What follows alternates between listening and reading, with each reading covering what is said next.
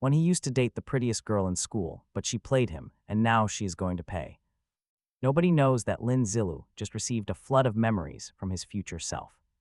Waking up in a cold sweat, he gasps. He cannot believe what just happened. His body is young again, and he is sitting right back in his old college dorm. He grabs his phone and stares at the screen. There she is. His backstabbing girlfriend. Going back 10 years means he finally has a perfect shot at revenge. He was once the legendary god of war who conquered the dragon continent and slew the zombie king. Yet he was stabbed in the back by the one person he trusted. His own girlfriend planned his demise. She never cared about him at all. Yao Jinghan was the most popular girl around, and he had been thrilled to date her. He had no idea she was actually working for the young master of the Li family. She was sent to seduce him long before the impending apocalypse even started. Their goal was to use his massive power, then dispose of him completely. The Li family ruled the entire continent as one of the three great powers. Their vast influence and deep reach were truly terrifying. By some miracle, he escaped. He barely managed to escape their grasp, though the ordeal left him horribly disfigured. For 10 long years, he ran, constantly dodging their deadly assassins. He possessed the raw power to destroy them, if only she had not been protected. But now he is reborn. The apocalyptic nightmare has not yet descended on the world. Since Yao Jinghan is not officially his girlfriend yet, he can easily eliminate her first. Checking his phone, he spots a brand new message notification. Yao Jinghan claims she cannot celebrate his birthday because she has to work. She apologizes, mentioning some private tutoring lessons she needs to attend. He knows that is just a lie to meet the Li family heir instead. In his past life, they sent him a video of their encounter as a birthday gift. Think about how messed up that is. He immediately texts her to meet up. Since she is busy tonight, he claims he wants to meet earlier. She asks why they should meet there, and he promises a special surprise. He still does not fully understand why Li Heabo harbored such intense hatred toward him. It likely had something to do with his late father, who passed away. In his previous life, he was a naive fool who got utterly crushed. But now he is going to grab every single chance to get strong. Suddenly, the sky bleeds into a deep, ominous shade of red. It looks deeply unsettling, casting an eerie glow over the entire city. People on the street dismiss it as some rare natural phenomenon. But he knows better that crimson sky marks the start of the apocalypse. At exactly 7 o'clock, the entire world will be transformed into a deadly game. He wonders how many people will actually survive the carnage. Stepping inside the abandoned warehouse, he prepares his trap.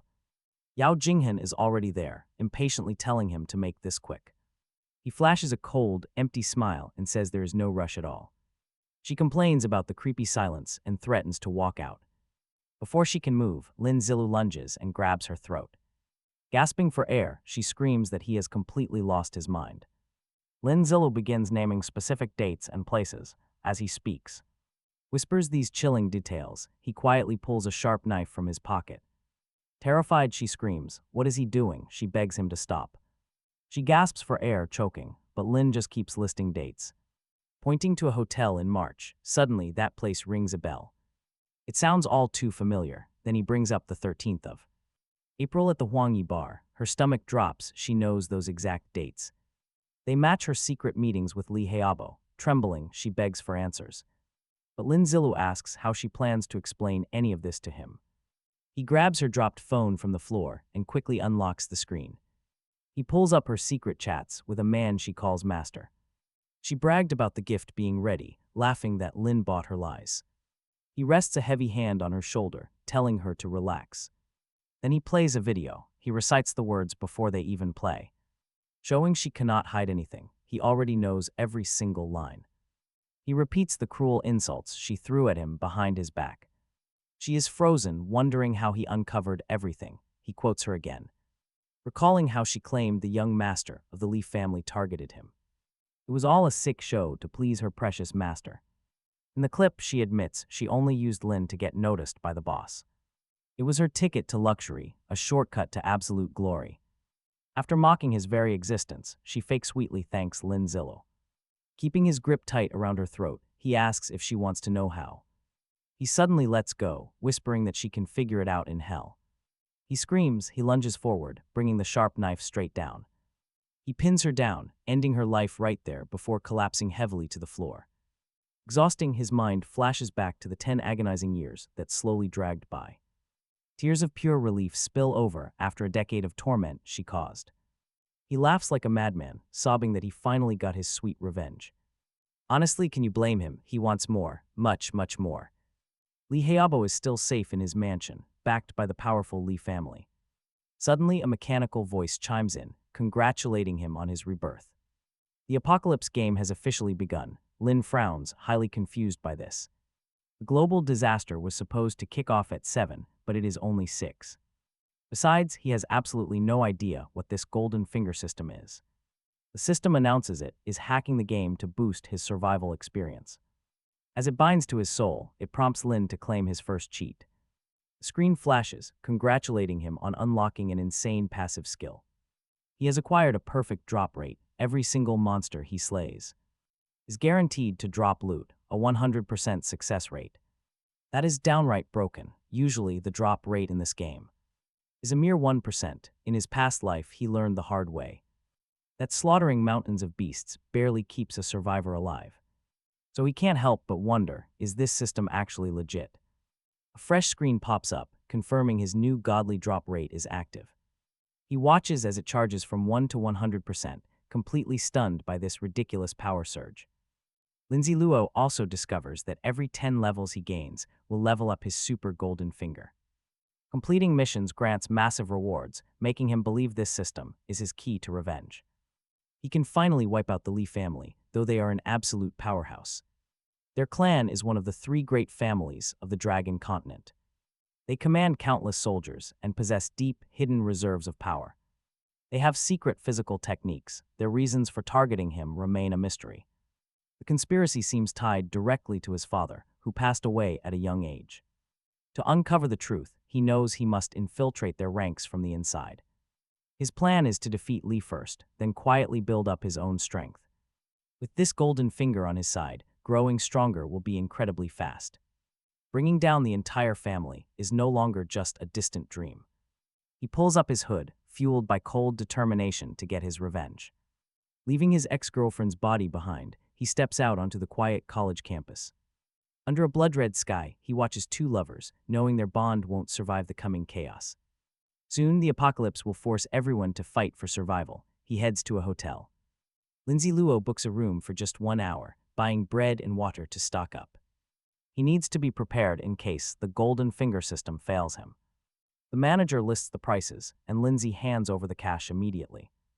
He requests no disturbances, then heads up to lie down in his room.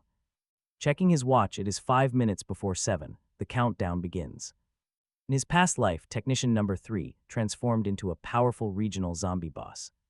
Back then, he only killed her after she turned. This time is different. He wants to strike first to claim the reward and test his new system. Right on cue, Technician Number 3 knocks, and Lindsay lets her inside.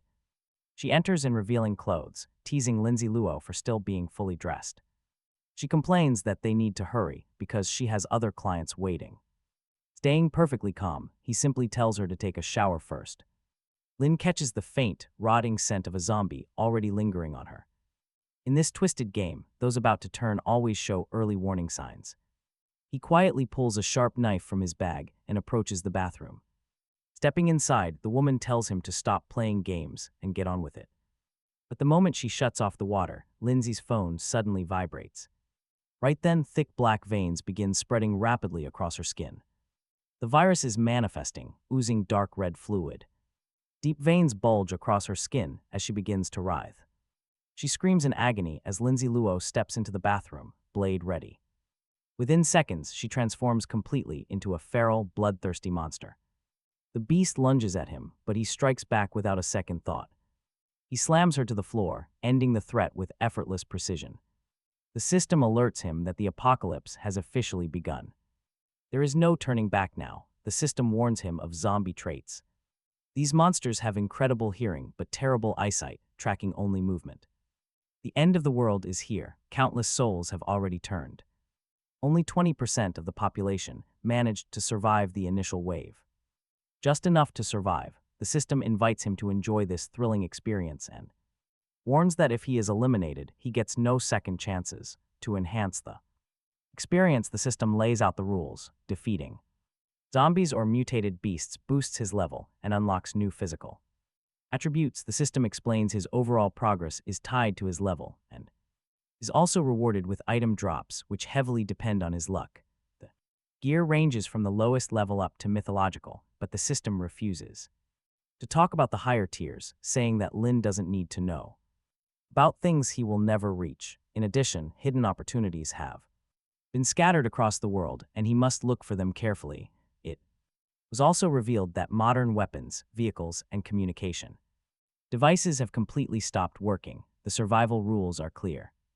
If he gets hit by zombies, he transforms, and the only way to avoid zombification is with monster blood. When night falls, the zombies' stats surge and they evolve over time, meaning Lin must hide. The system informs him that once he survives the 7 days of novice protection, it will explain the other zombie types. For now, the tip is to kill as many zombies as possible while they are still weak. The system warns him not to blame it later for not warning him, reminding him that the game holds infinite possibilities. Wishing him luck, the system asks him to enter his name. The young man types Yazi, deciding that from today onward he would bear that name. He is ready to begin his revenge against the family he holds a massive grudge. Right after, he receives 1 experience point for taking down a zombie, leveling up to level 2 as the world's first player.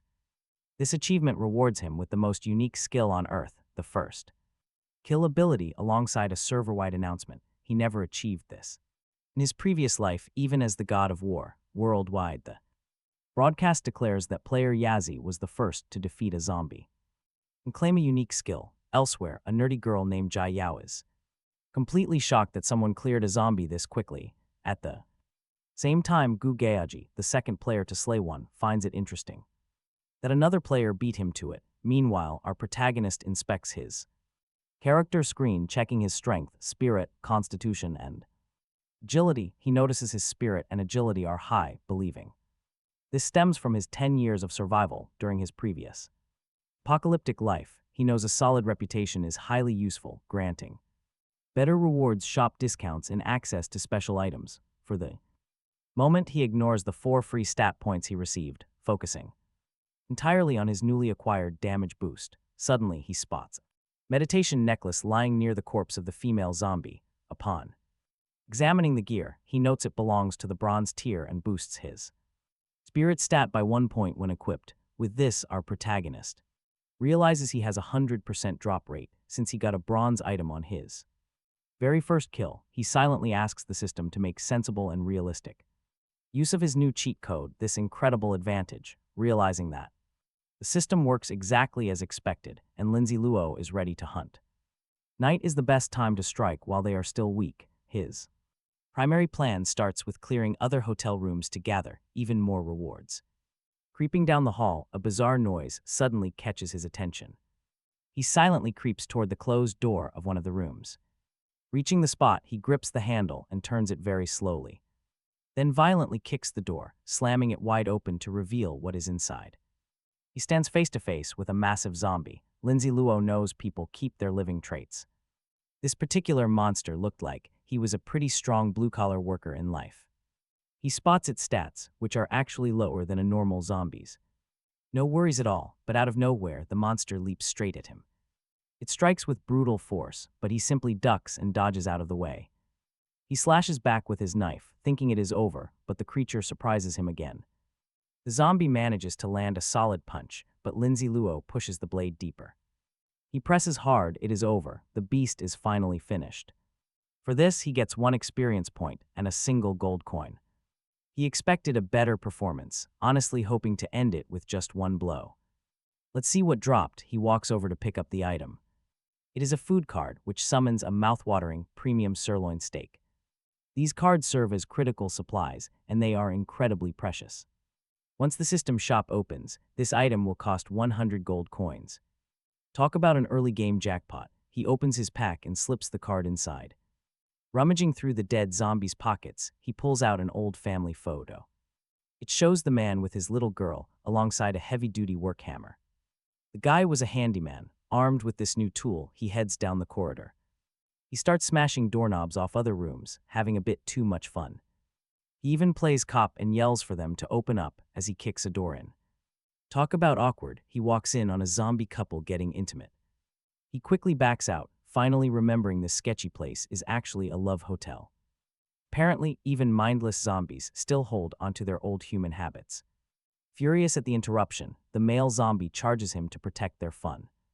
Lin Zilu easily dodges and sees this guy has much lower power stats. In fact, they are 2 points lower than the tough worker from earlier. Pure audacity, this weakling is fighting like a boss for no reason. Lin Zilu swings his hammer, landing several brutal blows to end the monster. Hearing the female zombie sneaking up behind him, he casually draws his knife. He slashes backward, putting her down without even turning around to look. Killing both net him 2 more experience points and a few extra coins. Best of all, 2 brand new items drop straight onto the floor. Looking at his double blessing, he realizes his golden finger is totally legit. A total cheat code. In his past life, things were brutal. Back then, slaying dozens of monsters only earned him a cheap bottle of water. The contrast between trash luck and this crazy blessing is night and day. His fresh loot includes sentry eyes, which detect any movement nearby. They cover a 10-meter radius and last 10 hours each. Lin Zilu. He activates one immediately. A loud upstairs noise annoys him. Suddenly, the furious hotel manager appears out of nowhere. He screams wild curses over the absolute mess. The angry man refuses to back down, suddenly throwing a violent punch. Lindsay easily dodges the strike, drawing his blade in a flash. This only makes the manager angrier. Lindsay tells him he should have let the zombies bite him instead. Then he would have gladly put him out of his misery after waiting. But wasting precious time on absolute garbage makes 0 sense. So he coldly executes the man without a second thought. Only the strong survive this apocalypse. And the hotel owner's weak fists just didn't cut it. Moving on, Lindsay knocks loudly on the next door. He jokingly offers to unclog their bathroom drains. He keeps making up ridiculous excuses, like offering room service to make beds. At one room, nobody answers. Sensing a monster inside, he kicks the door with supreme power. The heavy door splinters, and he bursts right inside with his sharp blade ready. There it is, a giant, blister-covered beast. It moves with terrifying speed, forcing an instant dodge. Lin Zilu quickly drops to the floor, delivering a massive kick. He strikes the stunned monster. His blade cuts deep, ending the battle and securing yet another easy victory. Searching the remains, he is pretty pleased to find a bottle of liquor. He loots the neighboring rooms next. With a decent haul collected, he decides to call it a day. Time to get some rest. But as Yazzie prepares for sleep, a system notification pops up. Just 6 more points until level 3. He lies down, but look at the time. He freezes in pure shock. It is already almost 8 in the morning. He only has 20 minutes to find and kill 6 more zombies. At the front desk, he spots a very interesting message. Technician number 3 is ready. Knowing one is left, Yazzie grabs a heavy hammer to prepare. Noise attracts monsters in this game. So he starts pounding the weapon against a wooden wall. He then checks the empty reception area. Suddenly, a strange, scratching noise echoes from a small trapdoor in the floor. He flings it open, realizing the creature is hiding underground. 2 disgusting zombies begin climbing the dark stairs. To make this easy, Yazzie simply kicks them backward, sending them tumbling. He immediately leaps after them. He crushes the female, but the male strikes from behind. Lindsay's insane reflexes save him, instantly delivering a heavy, countering strike. He reacts just in time, easily taking down both monsters and earning 2 experience points. He only needs 4 more to reach level 3 now. He notices his trusty dagger is completely worn down, making him wish for a decent weapon in the next loot drop. Right on cue, a brilliant, glowing light catches his eye.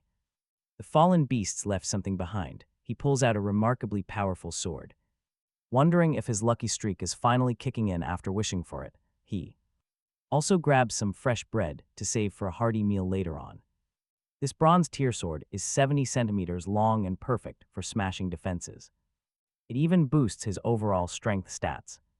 Getting a premium starter weapon like this for free is a massive advantage. He quickly packs it away inside his system inventory. It joins his stash. After packing up, Yazi realizes time is running out.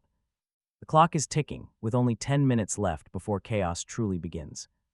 Leaving the quiet corpses behind, he climbs the stairs and exits the Love Hotel right outside on the pavement. A small pack of monsters awaits him. 4 of them instantly spot him and charge forward with mindless fury. But they stumble and trip. He realizes he completely overestimated their threat level. They are completely brainless, looking back at his past life. He had wasted this entire critical first day hiding away in his college dorm. Meanwhile, some of the infected had already leveled up. He readies his blade. With one clean sweep, he slashes them all, earning 4 experience points. And 4 gold coins. This sweep pushes him up to level 3. He gains a free stat point. Now he needs 30 more points to level up. He is feeling pretty exhausted, but there is 0 time to rest. Another threat is sprinting his way, looking surprisingly fast and agile. But Yazi cuts it down effortlessly when he cracks open the loot box. He is absolutely stunned. A rare skill book has actually dropped this early. A massive win. Suddenly, the city clock strikes 8 a.m. A loud, piercing siren begins to wail across the ruined city streets. Out of nowhere, an enemy lunges at him with terrifying speed. He barely dodges. This elite opponent has 15 strength and agility stats, and 16 constitution. At night, these creatures become absolute nightmares. Their stats skyrocket, making any fight infinitely more difficult to survive. Even worse, this beast will hit its maximum power in just 1 minute. He has to put it down fast, before it becomes truly unstoppable. Yazi lunges forward, aiming a deadly slash right at the monster's neck, but the blade gets stuck instantly, completely failing to pierce its thick skin. The creature stands completely still, trapping his weapon in its flesh. Sensing extreme danger, Yazi leaps back and pulls a hammer from his system inventory. He hurls the heavy tool directly at the monster, yelling for it to die. It smashes into its face, giving him just enough time to yank his sword free. But the brutal hit only enrages the creature, and it charges. Yazi retreats, staying light on his feet to stay clear of its claws. He keeps dodging, desperately searching for any opening to strike back. Finally, he swings again, landing a solid hit that knocks the beast back. He drops the zombie to the ground, quickly putting down several other undead monsters nearby. Yazi notices his own attributes are completely maxed out, realizing that without his previous experience. In perfect split-second timing, this victory would have been absolutely impossible. Now that the area is clear, he begins gathering the loot boxes they dropped. It is already 8 o'clock, meaning the zombie stats have spiked by 50%. That last clash made far too much noise, and Yazi knows he must move carefully. Silence is key. Being too loud out here is an absolute death sentence. So he drags the bodies away and stacks them up, using a unique item. The Alert Eye item will warn him the very second any zombies draw near. To stay safe, he plants the device directly into the dirt to serve as a motion alarm. If anything steps into this zone, he gets an instant warning. Soon, our hero takes a quick, relaxing shower before sitting down to open the remaining loot boxes. He pulls out a ring of the night, some bottled water, and 2 more escort eyes. It is insane. These high-tier items are dropping way too easily compared to before. He checks out the bronze ring, which provides excellent stealth coverage under the night sky. It boosts his agility by 1 and hides his presence. Next up is a skill book. Learning this will grant him his very first official skill of the Apocalypse game. The best part is that there is absolutely no limit to how many skills he can master. This is incredibly rare, since the drop rate for these books is usually abysmal. Most regular survivors only got a random skill after hitting level 10 and 80. Back then, the most unfortunate souls capped out at just 3 total skills. Total garbage. Most of those skills were completely useless for their specific builds.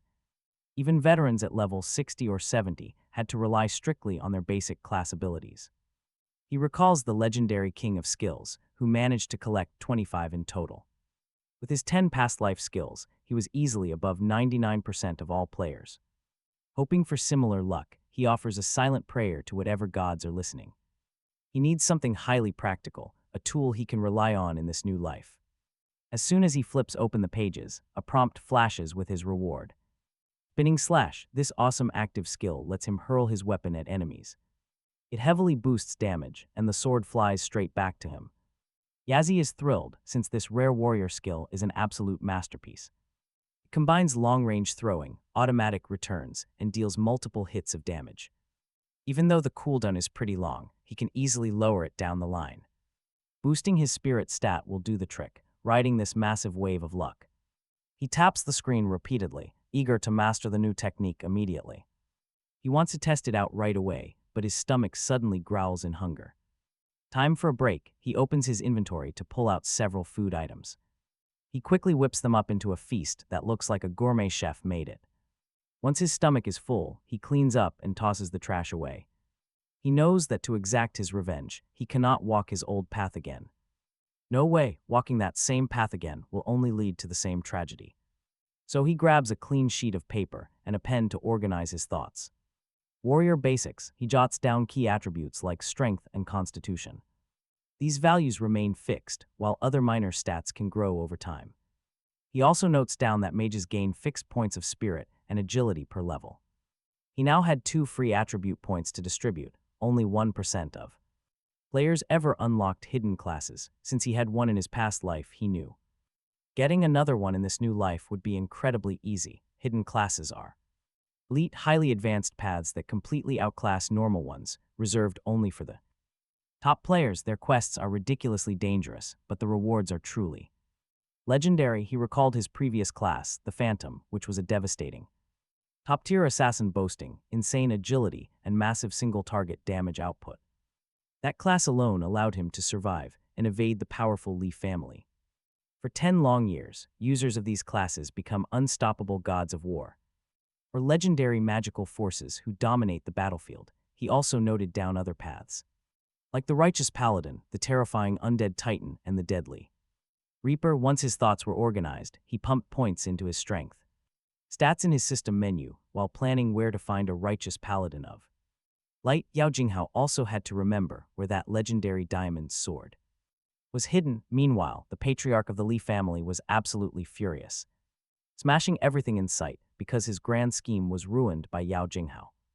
The master fumed over where the boy went, since those vital materials were lost and could not be delivered to Lin on schedule. His butler urged him to stay calm, warning that they had already lost too many men and would soon struggle to protect their own compound. Right then, the arrogant young master cut in, demanding they send Lin Zilu to meet his father in hell. The old butler silently questioned if the young master had been raised right. Yet he had to admit the ruthless heir was not entirely wrong. After all, their family avoided bloody succession wars by keeping a single heir. Honestly, with the arrival of this brutal new apocalypse, the young heir is definitely going to suffer. Right then, Hobo brought up the deadly group of ruthless mercenaries his father had hired to back them up. Realizing they had already arrived in Shanghai, he ordered them to hunt down Yao Jinghao and Lin Zilu, demanding they bring Yao Jinghao back dead or alive and drive Lin Zilu completely mad. The butler notes that this squad is a dedicated death force trained specifically for him since childhood, ready to execute his every dark whim. Hearing this, the cruel young master began to laugh, picturing the absolute chaos he would unleash. Far away, Yao Jinghao suddenly sneezes and wonders which of his enemies is talking trash behind his back. Moments later, he grabs his gear and leaps out the window. Down on the street, he immediately runs into a pack of roaming zombies. Without missing a beat, he unsheathes his sword and hurls it straight at the monsters. Instantly, the system pings, congratulating him on the kill and awarding 1 experience point and a gold coin. The notifications keep rolling in as he effortlessly chops down a dozen more zombies, finally hitting level 4. This level up grants him another attribute point while revealing that the next tier requires 40 more experience points. He grins, realizing his telekinetic returning sword skill makes hunting these monsters ridiculously easy. After putting down 1 more walker, he concludes that this boomerang blade is an absolute lifesaver. The only real issue is that his mana pool is still too low, leaving his best skills on a painfully long cooldown. After scavenging some clean clothes, food, and a highly precise watch, he decides that is plenty for today. The system quickly congratulates him for finding a brand new attribute item, along with an incredibly rare prize, an enhancement scroll. This handy little item is exactly what he needs to boost his personal attributes, with the very first upgrade being a Guaranteed success, but warning, those odds drop fast as the level climbs. He triggers the upgrade and safely obtains the legendary Tang Hengdao, the sword. An ancient relic of the Tang dynasty, gains a massive boost to its durability and becomes much less fragile, plus his strength. Attributes jump by 2, bypassing 15% of his enemy's physical defense. With a stacking effect, seizing this golden moment, he opens up his skill tree to pump even more points into raw power after storing his gear. He pulls out an incredibly useful new piece of equipment, the hidden mask. By putting it on, he can completely mask his name, level, and stats for 30 minutes twice a day. Yazi wastes absolutely no time and slips it right on. To go completely incognito, with everything sorted, he takes a much-needed breather. Before pushing forward, he has already pushed hard today, but realizes that hitting level 5 today will let him take on that massive challenge without hunting down a dungeon first. And trust me, dungeons are absolute goldmines for leveling up, finding food, and scoring top-tier gear in this apocalypse. All you need to do is locate one of the glowing portals scattered across the ruined city, but there are also hidden solo dungeons, which offer way better loot if you can find them. Still, he decides to shelve that plan for now and head straight toward the Lee family mansion. At that very moment, he pulls his ultra-precise watch from his bag and straps it onto his wrist, turning away from the pile of dead zombies. He sets off on his mission. Along the empty streets, he spots a boarded-up shop locked tight with a heavy padlock and smashes it open with one strike. Stepping inside to search, he notices a dark, ketchup-like trail leading straight to a door. The instant he pulls it open, boom, a fast zombie lunges directly at his face, but thanks to his insane reflexes, he easily manages to slash forward, cleanly severing the monster's hand. He easily overwhelms the hidden creature, but suddenly spots rotting hands punching straight through the nearby plaster wall. Without a second thought, he throws his weight forward and tackles the entire barrier. With one swift stroke of his sword, he manages to put down the remaining threat, leaving him free to explore the house safely. He spots a framed photo of a smiling family, more tragic victims of the global outbreak. Though a wave of heavy sadness hits him, he knows most of the world has already turned. He cannot afford to lose focus over every tragedy.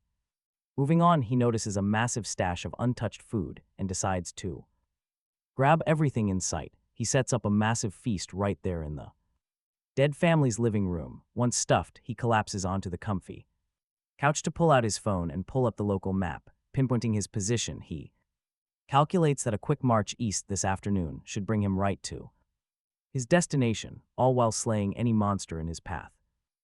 Swearing to himself that he will hit level 5 right here, without wasting another precious second. He scrambles up and immediately prepares to leave, although he was so focused on filling his empty stomach, he completely forgot about the 3 orphans living inside. Outside, 3 desperate kids wait, watching.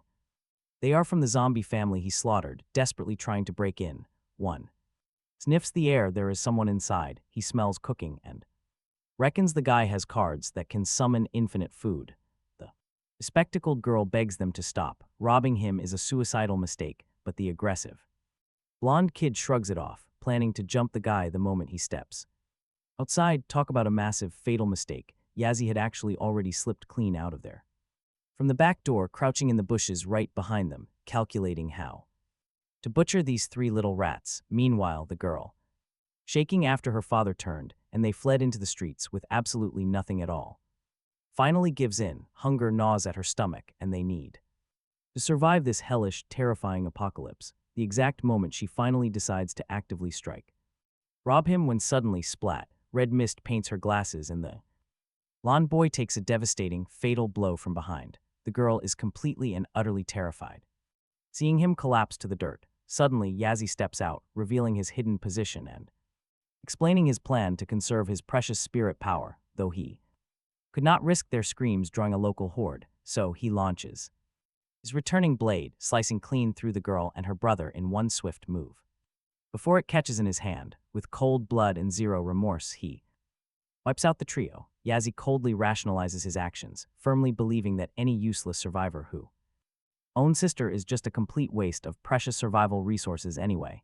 They should thank him for a quick, torture-free death that saved them from the grueling, painful, slow, agonizing rot of this world. Honestly, he thinks he did a good Deed honestly believing the government owes him a prestigious good citizen award before he casually leaves behind another trail of tragedy for a family that just wanted to survive. Stepping out onto the main streets, he spots a huge pack of zombies climbing a high-rise. From a high window, a petrified woman watches them climb, while her panicked companion frantically blocks the doors. But looking straight down, they suddenly spot a masked swordsman slicing through the undead like butter. Though they notice that his name and level are completely hidden, the woman immediately suggests calling the masked man to save them, but the guy with her shoots it down, arguing that shouting will only draw the entire street to their door. He adds that a guy actively hiding his status is clearly not looking to help a single soul. Blocking him out, she uses her skill to warp her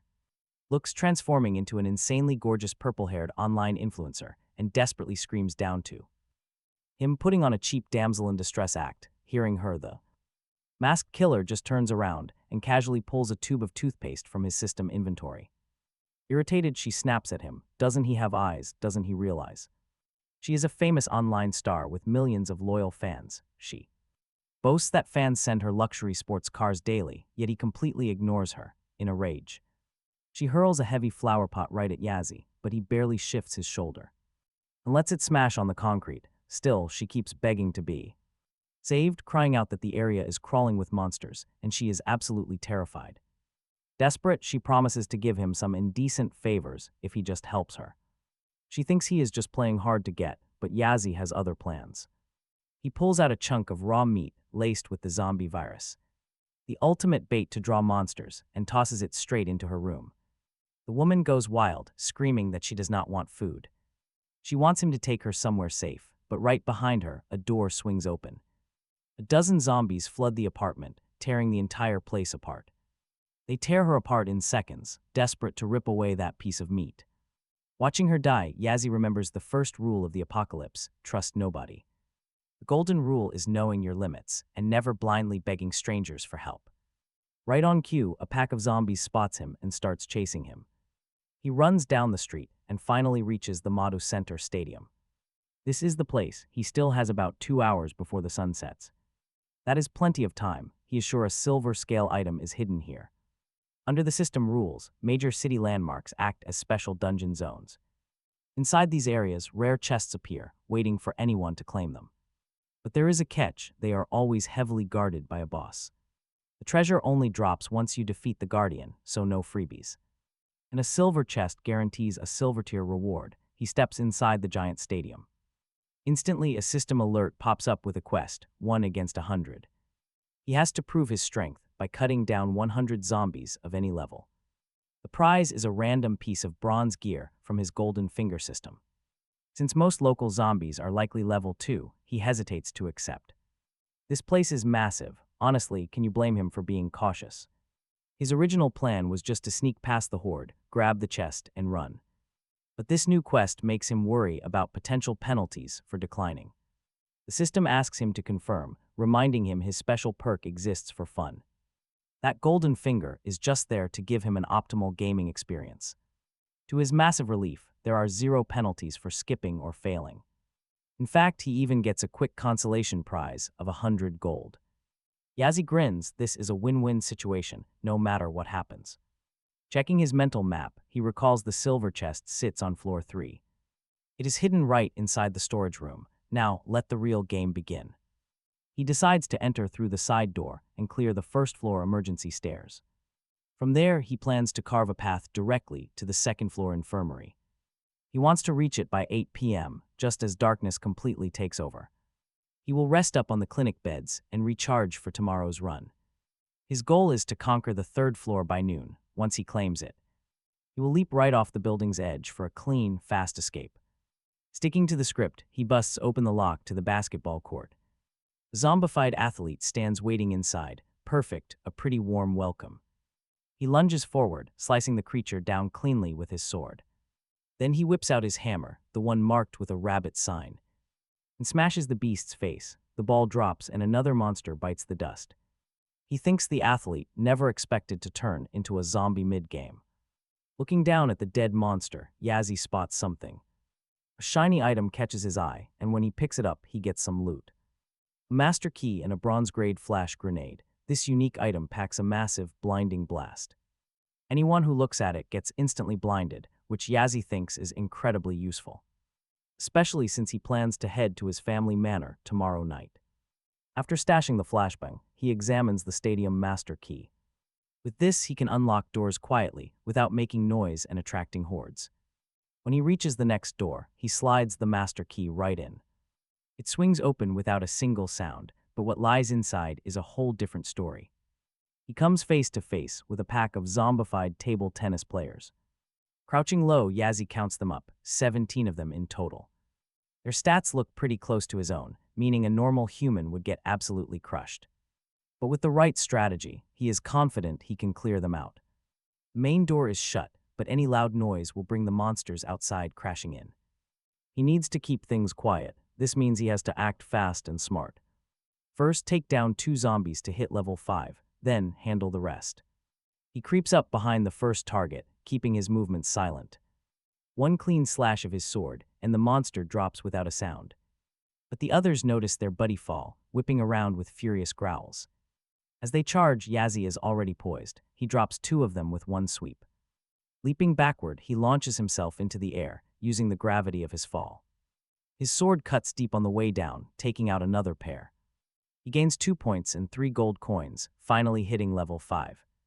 He gets another attribute point, needing 100 more experience for level 6.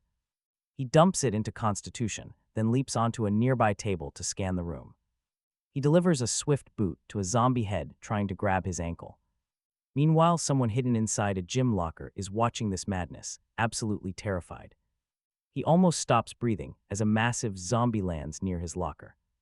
More bodies slam against the metal doors, leaving heavy, terrifying dents. Looking at the silhouettes, he figures these zombies are getting completely wrecked. He assumes this player must have a crazy amount of gear and loot. And if he can scavenge those dead monsters, he can keep all the spoils. So he hatches a selfish plan, lure more zombies here for the player to kill. He will let Yazzie do all the heavy lifting, then steal the loot. Meanwhile, Yazzie is starting to feel the burn, his muscles trembling from the strain. He knows those loud groans are drawing more monsters from the hallways. Now a whole horde is banging against the gym doors, trying to break inside. He tries to keep silent, but there is no telling when that barrier will give way. He needs to finish off the remaining zombies, then make a run for it. Right on cue, 4 fresh monsters leap forward, snapping their jaws at him. Spinning in midair, he kicks 3 of them back before they can sink their teeth in. Landing on his feet, he readies his sword for the dozen monsters still approaching. With one massive thrust, his blade skewers 3 of them at once. He drops them effortlessly, finishing off the worst of the pack. Dragging his feet, he collapses onto the floor in sheer exhaustion. He gets a stamina potion. Drinking it instantly restores 20% of his energy, while restoring another 5% every minute, despite having a 30-minute cooldown, but our hero chugs it down anyway. Next, he hurls his trusty sword over the ping-pong table to slice down more zombies, grabbing the fallen loot. Among the drops is a spiked bracelet, a rare magically enchanted item, with the power to summon deadly earthen spikes to impale his enemies. Just as he snaps it on, a fresh horde bursts through the door. Talk about perfect timing. Yazzie waits for them to crowd around, pulls off a clean backflip, and slams his hand on the bracelet. Boom, giant stone spikes erupt from the ground, impaling them, destroying the entire horde in a flash. Even Yazzie is stunned.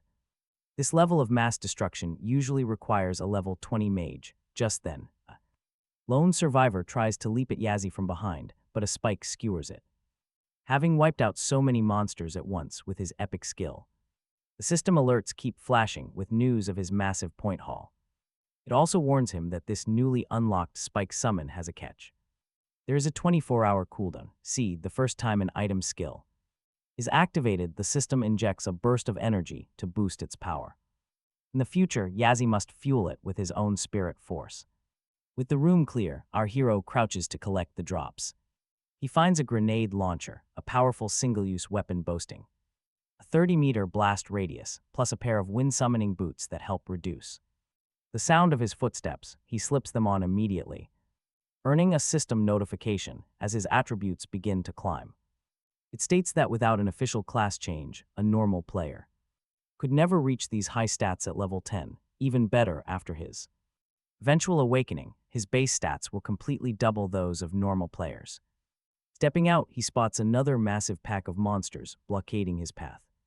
Time for a distraction. He loads some infected raw meat into his trusty weapon and fires, launching the bait far down the hall. As the ravenous crowd chases the meat, Yazzie has a brief window to activate his new boots, boosting his speed while keeping him silent. No footsteps, no trouble. He slips past them but notices the time. It is almost 8 o'clock. The monsters get a massive night boost. Fighting them now is suicide, so he must find a safe haven. Reaching the school infirmary, he quietly shuts the heavy door. Trying to stay silent, he inserts his master key to lock it. But wait, the lock refuses to turn. Something is definitely off here. The apocalypse began at 7 o'clock, and even though the stadium stayed open, this specific room always closes early, so why is it unlocked? Someone must be inside. Realizing this chilling truth, he slowly turns his master key, praying whoever is inside will not cause him any trouble. Yazzie creeps inside cautiously, trying to be a total ghost. Too bad the intruder already knows he is there. He demands to know who the guy is and how he got the infirmary key, but instantly, the stranger presses a cold blade right against Yazzie's throat, threatening his life. Bad move. This idiot has absolutely no idea who he is dealing with. With a swift move, he disarms the attacker. Before the blade even hits the floor, he grabs him. He slams the guy down hard. Broken bones, instant agony. Holding him down, Yazzie stuffs a cloth in his mouth to muffle the screams. He pulls a heavy blanket from his inventory, using it to block every single exit. After completely sealing off all the cracks, Yazzie orders the guy to flip the light switch. The man whimpers that turning it on will only attract the flesh eaters. But Yazzie just smiles. Every single gap is already sealed tight. The light clicks on, suddenly revealing a whole group of other survivors hiding in the shadows. They stare in pure disbelief, completely shocked that Yazzie is actually still breathing. They were actually just waiting for him to die. Talk about a toxic group. Yazzie recognizes that greedy, arrogant look. He has dealt with this type 1,000 times. He notes that harboring pure hatred in this new world only gets you killed. Those who cannot hide their malice are always the very first to go. Without another word, Yazzie whips out his knife and drives it straight into the man. He dies instantly. The rest of the group freezes in absolute, paralyzing terror. Yazzie knows he had to strike first. Leaving a hostile threat alive is just asking for trouble. Simple survival. He turns his cold gaze back to the shivering crowd. He casually claims to be a decent guy, advising them not to judge him too harshly. Someone mutters that if he is a good guy, they must all be literal angels. He just took a life without blinking, but Yazzie simply defends his actions. The dead guy started it, so he had to retaliate. He is just a reasonable survivor, really. Suddenly, a woman wearing a white lab coat steps forward from the silent group. She quietly states the dead man deserved his fate, and the others nod in agreement. They are still completely terrified of Yazzie, but they quickly back up her words. Yazzie is satisfied. At full strength, his earlier fight would have ended in seconds. For now, it is finally time to deal with the messy aftermath of the room. He orders the shivering survivors to clean up the corpse and mop the blood off the floor. Terribly afraid of his wrath, they quickly wrap the dead weight in a spare blanket. Watching them work, Yazzie locks eyes with the female doctor. She looks incredibly familiar to him. Her name is Jiang Yexu, currently just a level 0 survivor with no titles. Then the memory hits him. He actually met her in his previous life near the end. Back then, she was legendary, possessing the ultimate divine doctor class. Remembering her incredible talents, he once approached her to heal a scar on his face. But she told him the mark was deeply tied to his soul, making it impossible to fix. Over the years, he got beaten up badly and kept returning to her for treatment. Elite healers like her were highly protected and deeply respected in the late apocalypse. They enjoyed a luxurious, safe existence tucked deep inside the final human sanctuaries. Even so, they were treated as mere tools, completely lacking any personal power. Completely defenseless, easily crushed if their protectors decided to discard them. Seeing her standing here now, she looks so drastically different from that helpless legend. Fate works in mysterious ways, bringing him face to face with a legend on day 2. In this new timeline, she is still completely ordinary, completely unaware of her future destiny. A nurse, a doctor, and a mechanic. Suddenly, the survivors freeze in terror as the door begins to crack. everyone starts trembling, consumed by sheer panic. Yazzie just checks his watch, 8:30, right on schedule. He pulls food cards from his inventory and starts stuffing his face. Talk about an awkward dinner scene, they just watch him, stomachs growling. The hungry doctor gathers some courage and asks if they can have some. Yazzie smirks, he knows they just walked straight into his trap. He tells them that if they want to eat, they have to do him a quick favor first. While the girl wonders what he wants, Yazzie explains the deal. He needs a specific list of medicines, and as a nurse, she is the perfect candidate to find them. She asks if that is really all he needs, and Yazzie nods. It feels too easy, but she takes the list and gets to work. Yazzie warns them to work hard tonight because he is leaving early tomorrow. 6 a.m. sharp to be exact. Before turning in, he tosses them some food. He promises they will get even more tomorrow if they get the job done. To keep them safe, he deploys his escort eye to watch the room. Checking his stats, he is just 22 points away from level 6.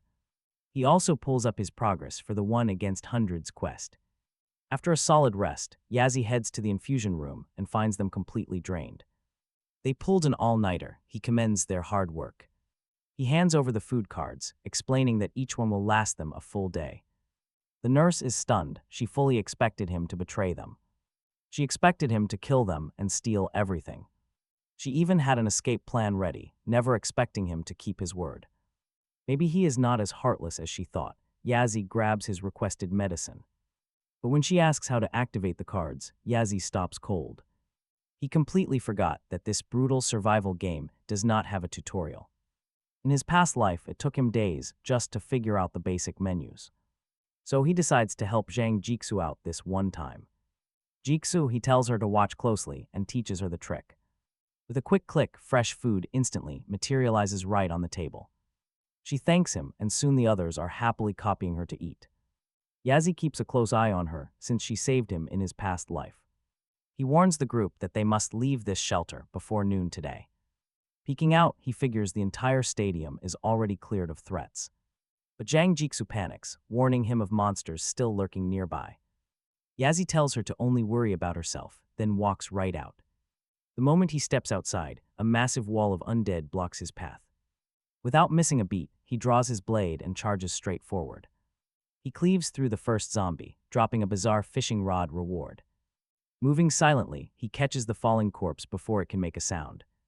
With the area quiet, Yazzie slides back into the shadows to continue. He carves through the crowd with flawless, deadly sword strikes. Finally reaching the opposite side of the stadium, he slides open a door. He halts in absolute confusion. The zombies inside are completely pantless. He steps straight into a bathroom, immediately explaining the weird setup. The zombie inside hates this sudden invasion of privacy and lunges forward wildly to bite. But the monster trips on its own lowered pants instead. Seeing the creature trip over its own clothing, Yazzie cannot even take this fight seriously. He pulls off an acrobatic flip, sending the monster crashing down. With one incredibly swift thrust of his sword, he finishes the job. Looking around, Yazzie realizes the survival rate in this massive stadium must be incredibly low. Most people who came here were in peak physical condition before they ultimately mutated into zombies. Their raw physical stats boosted heavily upon this mutation. Scanning the area, he spots movement near the women's restroom. Even during a literal apocalypse, the young hero feels too embarrassed to walk in. He hesitates right at the threshold, feeling incredibly awkward. Steeling himself, he closes his eyes, pushes the door open, and walks right inside. It is empty, but strange growling echoes from a stall. He kicks the stall door open, catching a pair of zombies doing something highly inappropriate. Talk about a terrible time to walk in on someone. The furious mutated couple instantly lunges forward to attack him. But they trip over each other, letting Yazzie put them down with one clean sweep.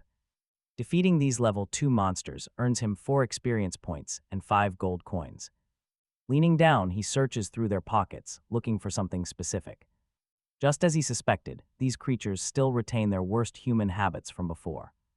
Their brains changed, but their physical forms and lifestyles remained mostly the same. Taking a closer look at their heights, Yazzie reaches a shocking conclusion. These two are actually a highly infamous zombie couple from his past life. Back then, they were known for their insane combat synergy inside the stadium. They fought as an inseparable unit, perfectly anticipating each other's moves. In terms of raw power, they were second only to the fearsome zombie emperor. Together, they could easily hold off a war god or even the emperor himself. Yazi never expected them to go down so easily on just day 3 of the outbreak. Searching their bodies, he claims his real prize, a rare fusion stone. This valuable item allows him to combine 2 separate bronze-tier gear pieces together. Doing so will create a far stronger weapon to boost his survival odds. He hopes to find a quality blade to fuse directly with his trusty Tangdao. Suddenly, he senses movement nearby and instantly draws his sword in defense. But instead of another monster, he finds a mysterious magic circle on the floor. Right in the center sits a bronze chest, immediately boosting his reputation points. The prompt awards him 10 reputation points as he begins unlocking the chest. It takes a tense 30 seconds of waiting before the lid finally pops open. Inside sits a simple apple, making him hope for a strength or agility boost. This divine fruit permanently boosts his constitution by 2 whole points. Such rare items are incredibly hard to find, especially at level 6. For lower-ranked players, the potential stat increases remain completely unknown. If shared with a teammate, the permanent stat points can even be split. Instead of sharing, Yazi washes the fruit at the sink and takes a bite. His eyes instantly light up as a rich, delicious flavor floods his mouth. A notification pops up confirming Yazi has consumed the fruit and that his constitution has permanently increased by 2 whole points. Next, he takes a thick, heavy carpet right out of his inventory, noting the stadium has surprised him and he is actually eager to face the zombies up ahead. The moment he hits the street, he spots a massive pack of sprint-speed zombies charging straight for him, without hesitation. Yazi hurls the heavy carpet down, forcing the monsters to step onto it in complete silence. Their footsteps are instantly muffled, which stops nearby monsters from noticing a thing, sound locked down. Yazi starts harvesting them, racking up experience and gold. These are level 2 zombies now, paying out much better experience. Pushing him up to level 6, he also bags some resource cards. After crushing 2 more zombies, along with a powerful flashbang grenade, his strength spikes to 19 and he tracks his progress. 62 of the 100 kills needed for his mission are done. He even scores a bronze tier item, easily his strongest pull. Yet a pair of lion-patterned bracelets, these things carry the fierce spirit of a lion, boosting his strength and constitution, while striking fear into enemies. This fear effect ruins their physical coordination, completely blocking active skills. Realizing he can only equip 1 piece of gear at a time on each limb, Yazi equips the lion bracelets immediately, boosting his strength by 2 more points. Moving on, he cautiously cracks a door open to find several fresh corpses. He knows basic zombies lack actual skills and just bite humans to spread the virus, only eating brains in a complete frenzy. But scanning this blood-soaked floor, this looks like the work of a boss. These elite variants are way stronger than normal undead, and treat humans purely as food, even devouring their own kind, to satisfy their endless hunger when there are no humans around. Then there is the second category, zombified animals. The odds of spotting them are low, typically only affecting larger beasts. Since tiny pests cannot survive zombification, these beast variants hunt humans for brains, but they will also actively hunt other undead. Spotting deep claw marks across the bodies, he realizes it is likely a zombie cat. Yazi hates these things, they're razor sharp. Senses mean the monster definitely knows he is here. Now, is it planning a stealthy ambush or a full-on direct assault? Straining his own senses, Yazi tries to pinpoint the threat to dodge the trap, until a sudden instinct flags the enemy's approach. In a flash, the zombie cat leaps from the shadows, launching a blinding strike. But Yazi barely dodges the incoming slash. Snapping back, he instantly hurls his blade at the beast. This is a bronze tier level 9 nightmare boasting 21 strength and lethal claws. He quickly spots its prefix, designating it as an entity-level boss, the creature's own special talent. Those brutal claws reduces all incoming healing by 40%. Plus, the cat's gaze drags its target straight into a terrifying illusion, and that paralyzing fear debuffs all your stats. Yazi gets it. He is up against a high-level boss with speed and power far beyond his own. This thing decreases healing while piling on damage, typical overpowered apocalypse boss behavior. One single scratch from this beast means your wounds will not close. If he takes a hit now, that injury stays unhealed for the rest of this fight. But despite the danger, Yazzie smiles, ready to use all his intense battle experience. As the monster starts creeping closer, our guy gets ready for action. Sudden red flashing lights, the system alerts him of an incredibly dangerous threat. He has just triggered a fight with a deadly bronze-grade beast. The quest window pops up, revealing the tragic lore of this former stray. It used to live quietly on the stadium's third floor, fed by kind animal lovers. But when the world ended, the virus changed everything. It turned on the very humans who fed it, tearing them apart with razor-sharp claws. The default quest demands its death. In exchange, he gets some basic loot. Clear the target to earn 100 reputation points and 200 gold coins. Plus 1 item and 100 experience, all with an 8-hour time limit. Fail and you lose a level, along with 1 permanent point from every single stat. But then his broken golden finger system intervenes to optimize the quest parameters. It completely maxes out the payout, 300 reputation and 500 gold coins. He also gets a special item. Best of all, the time limit stretches to 24 hours. And the penalty is completely deleted. Yazzie stands there, totally stunned. This is nothing like the brutal apocalypse system that ruined his previous life. Back then, every single quest was a suicide mission with horrifying penalties for failure. The system back then actively tried to get people killed. For normal players with a measly 1% drop rate, the standard reward seemed decent. But fighting a level 9 bronze boss on day 1, pure suicide without a giant team. Even with a massive squad, everyone would walk away with barely 50 coins. Split between 50 people, it was basically pocket change, absolute ripoff, but now. He is about to walk away with 500 gold and massive reputation points. This death trap just became the deal of a lifetime. Naturally, he does not hesitate. Yazzie immediately accepts. The system chimes to confirm he is officially on the hunt. The quest to slay the traitorous zombie cat has begun, 24 hours on the clock. Right on cue, the mutant beast starts licking its paw, completely ignoring him. Typical cat attitude. Yazzie knows that letting a taunting boss get under your skin is fatal. If you lose your cool, you lose. He has to force the monster's hand. To mess with its head, he slowly kneels down, pulls out his phone, and starts reading. He even starts laughing out loud at a webtoon. The pure disrespect actually works. The zombie cat bristles, its fur standing on end. Then it lunges. A total blur, the monster leaps right at him, screeching that it will end his life. Razor-sharp claws swipe inches from his face, ready to shred him to pieces. But Yazzie ducks at the last second, his hand reaching for his blade. Annoyed that it missed, the beast turns and strikes again with desperate speed. Our guy effortlessly slips to the side, pivoting right into the monster's blind spot. Sword in hand, Yazzie swings, but the agile beast somehow slips away. The beast sneers, claiming it can easily predict his every move, but right in that split second, Yazzie slices through the cat's sharp claws, catching it completely off guard. Pain flares through the monster, sending it into an absolute screaming rage.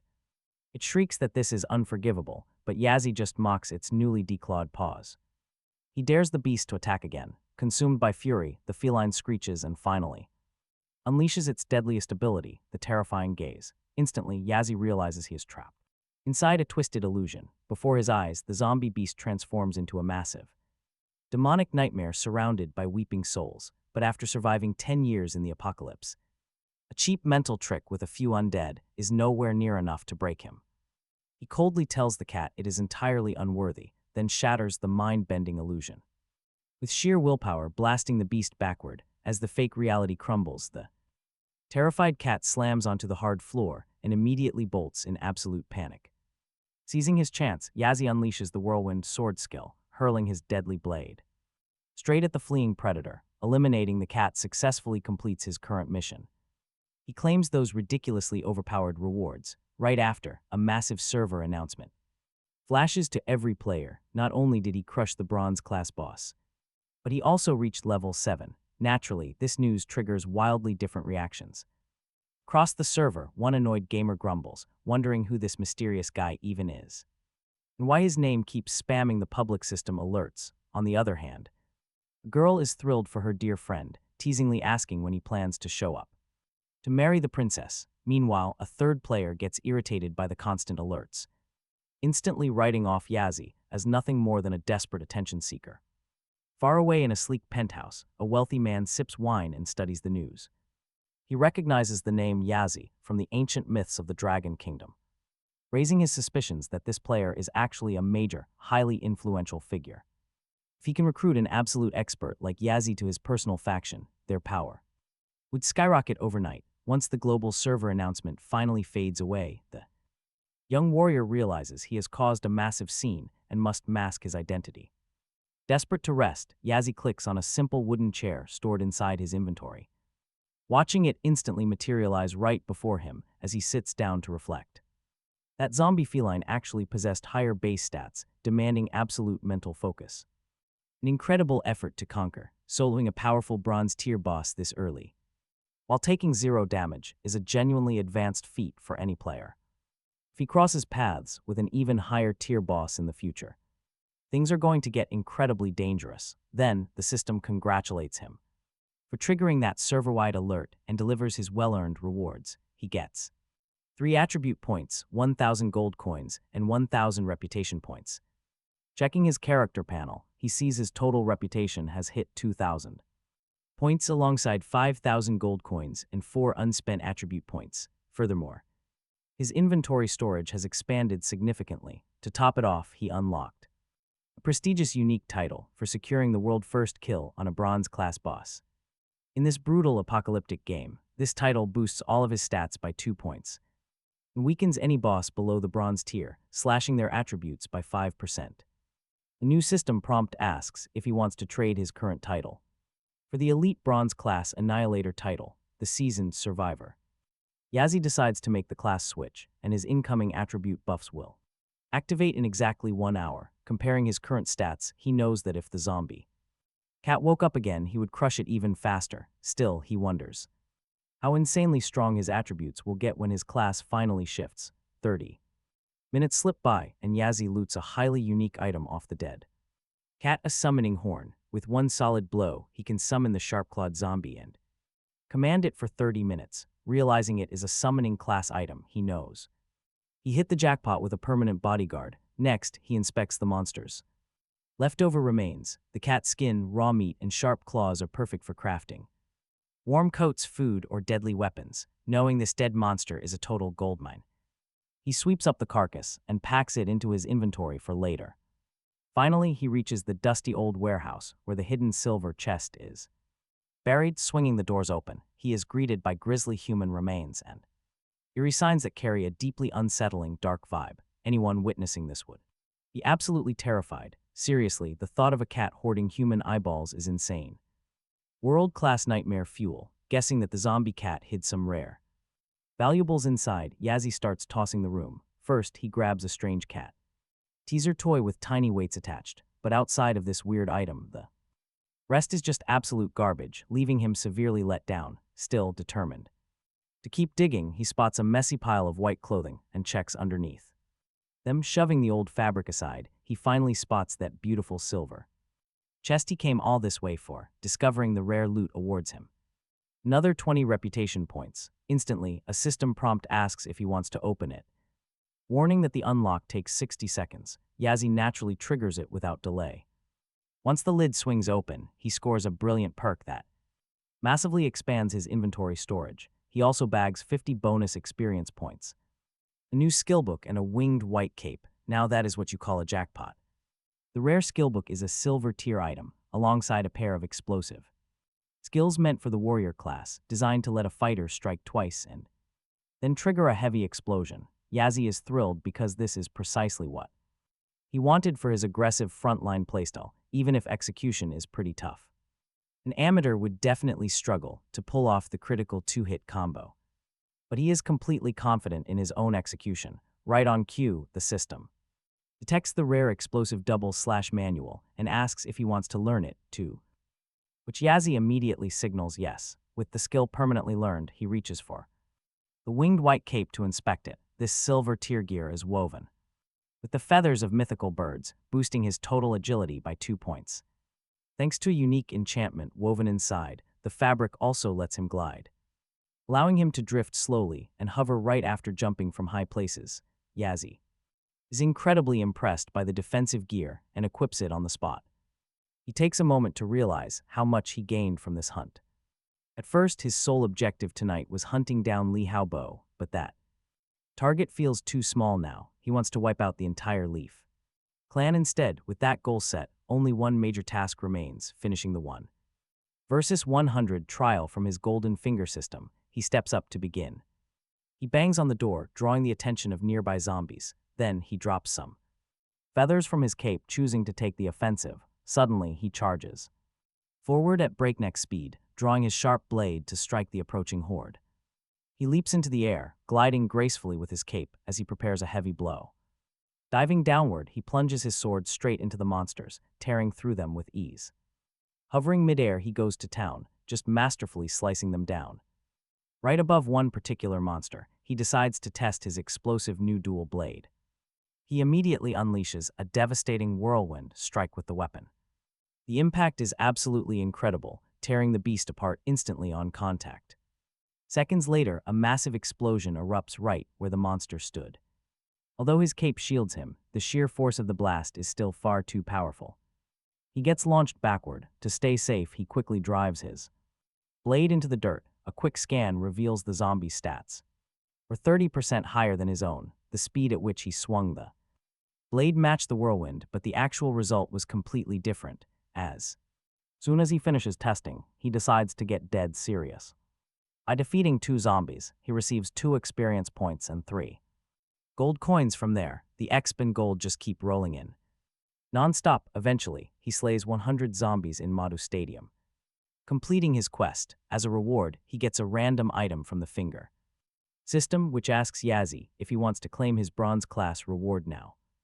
Our hero is honestly surprised to have wiped out so many zombies so quickly, and accepts the reward. He wonders if his insane luck has finally run out after pulling so many great items today, especially since the reward is just resource cards. Seeing that they are only cards, he decides there is no rush to claim them until the next day. He then rereads the system notification about getting a bronze class or golden finger item, choosing to pull the gear first to save his luck for the golden finger drop. Yazzie believes that keeping the most important prize for last always brings the best results. With that in mind, he proceeds to claim the bronze tier item, receiving the powerful vampiric ring, which converts his outgoing damage directly into stamina by draining it from his enemies. Yazzie knows that a lifesteal attribute like this is incredibly rare.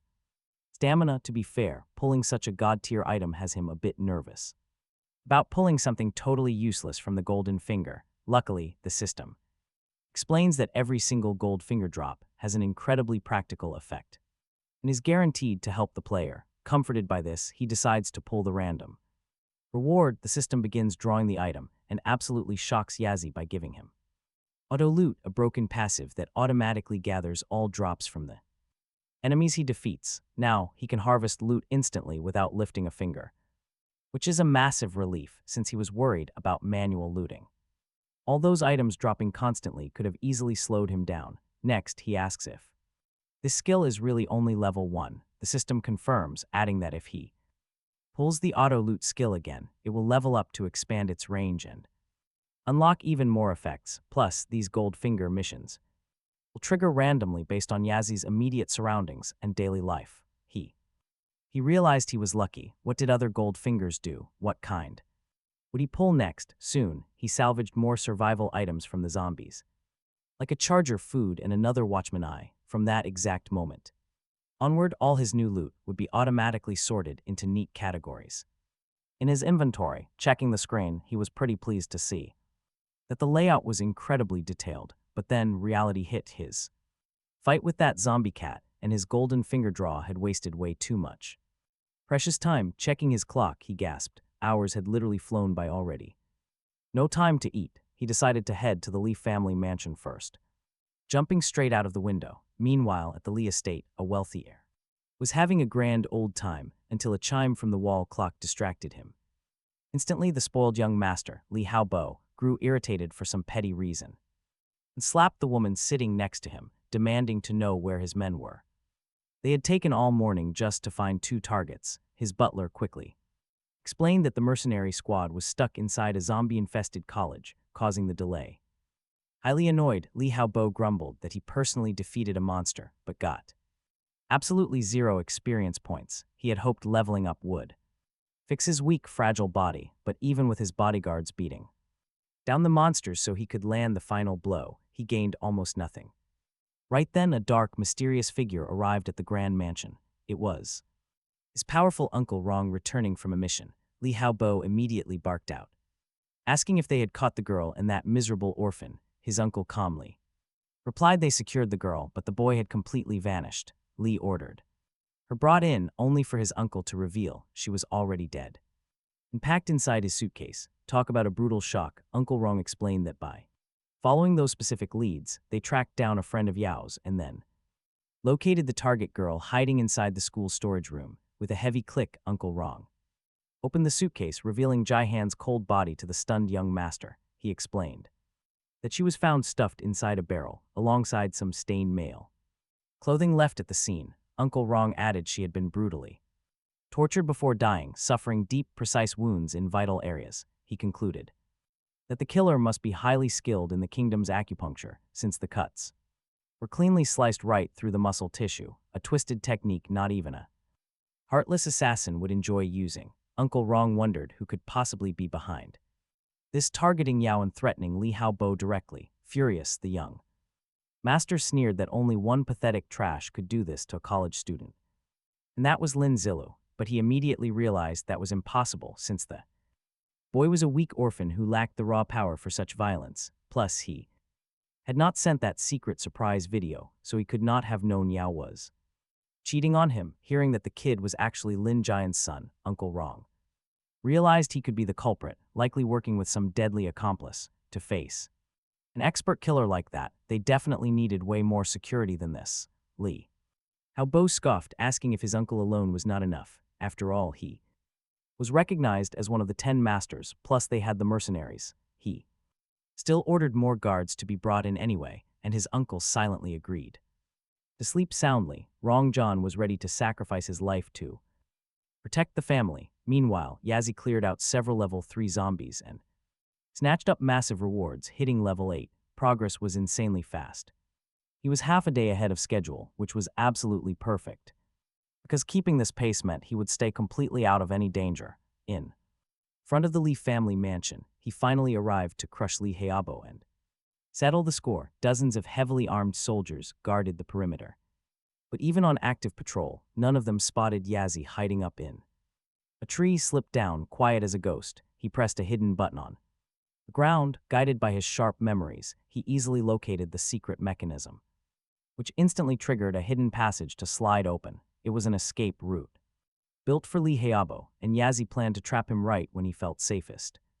He knew the Li family tactical style, surrounding the place, but always keeping an escape hatch open. But seeing that Li Haobo brought a whole army this time, Yazi wondered if he could actually pull this off.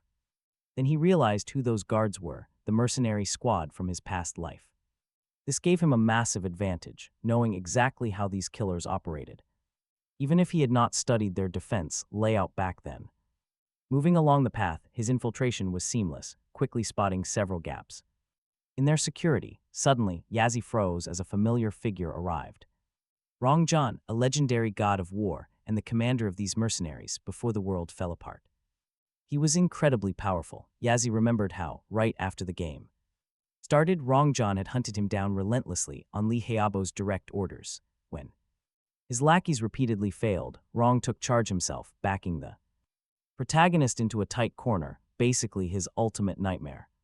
Still, Yazi had thoroughly humiliated him back then, faking a leap off a steep cliff just to trick him and escape time after time. That stunt stripped Rong of his legendary hunter title, turning him into a laughingstock. Now these bitter rivals were face to face. Talk about bad blood. Rong almost spotted him, but Yazi reacted in a flash, ducking behind a massive pillar. Right here, Yazi knew he could take Rong John down, stripping the Li family of their best weapon and securing an easier victory. To stay hidden, Yazi quickly slipped on his dark mask and prepared. By the time Rong and his squad turned toward his hiding spot, Yazi had already vanished. Right then, a loud voice cut through. reporting that young Master Hayabo wanted his uncle, seizing his chance. Yazzie slipped away like a ghost. Behind him, Rong suddenly paused, sensing a faint presence behind the pillar, wondering if he was just being paranoid. Still, he ordered his men to double the mansion's security immediately. Determined to let absolutely no one escape this night alive, hours flew by. And when midnight finally struck inside the mansion, the young master whined. Asking if he could finally sleep, he muttered that zombies were still everywhere outside. And nobody would try to kill him at this hour, but his uncle Rong insisted on staying completely alert. His dangerous gut feeling was warning him. The young master just rolled his eyes, growing extremely bored of the whole thing. Why stay awake all night for some coward who won't even show his face? Seeing this, his butler suggested finding a bit of entertainment. That sounded pretty good to the young master, who wanted to pass the time. He had to wait for Lin Zilu anyway, so he turned to his uncle. Uncle Rong confirmed they had one, specifically kept for weapons research. The spoiled young master laughed, saying there were plenty of zombies out there. He just wanted to play with this one first. Uncle Rong worried he might get hurt.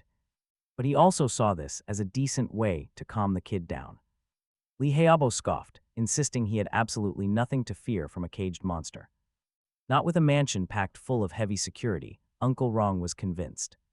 He ordered his mercenaries to bring out the beast they captured earlier that afternoon.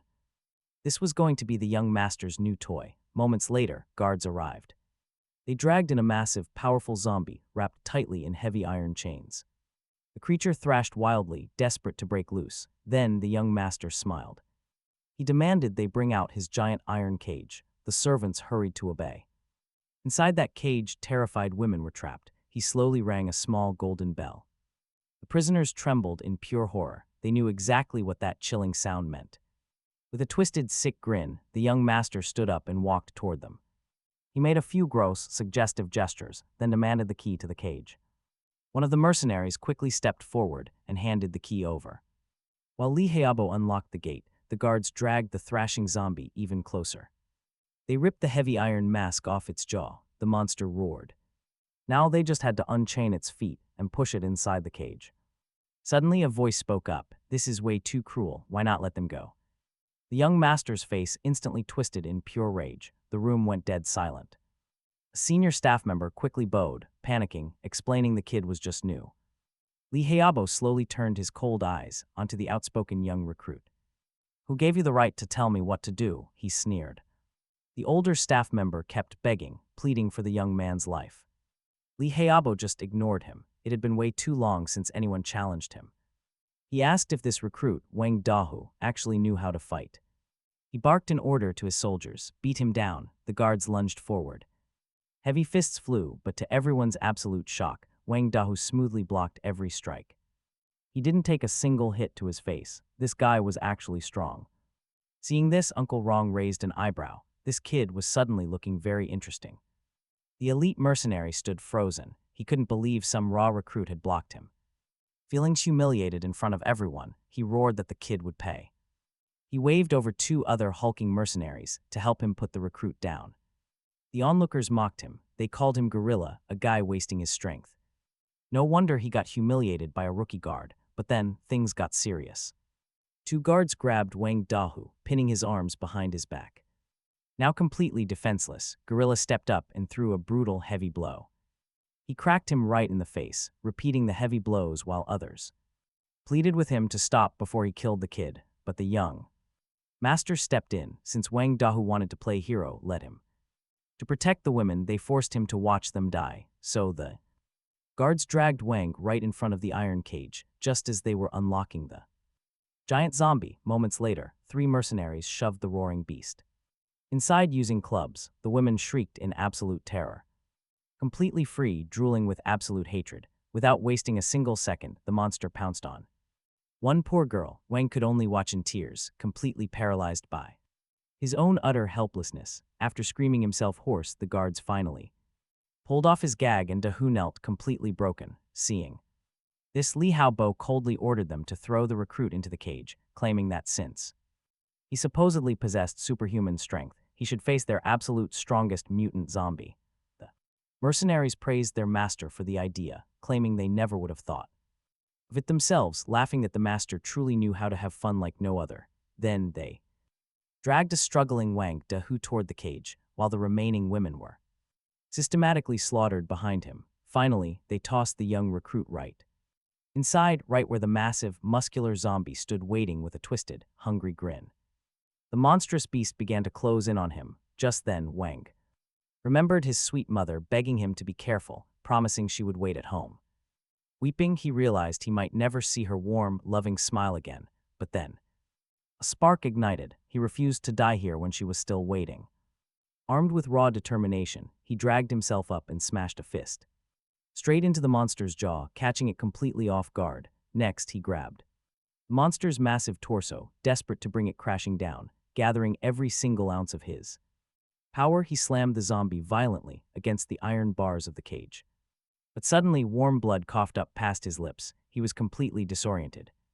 Looking down, he realized the monster had buried its filthy, sharp claws deep into his abdomen, tearing a brutal wound. Outside, the sadistic young master watched completely thrilled by the bloodshed, yet despite the agonizing pain, Dahu refused to yield. Pressing one hand against his bleeding gut, he kept hammering the beast with the other. With one final blow, Wang collapsed to the cold floor. The zombie went down. Right beside him, dead, choking back tears, Wang silently apologized to his mother. He was so sorry. Uncle Rong muttered that it was a pity, while the mercenaries scoffed at how fast he died. But then, the boy's body began to warp. Dark veins crawled across his flesh, and eyes flashed a dangerous crimson.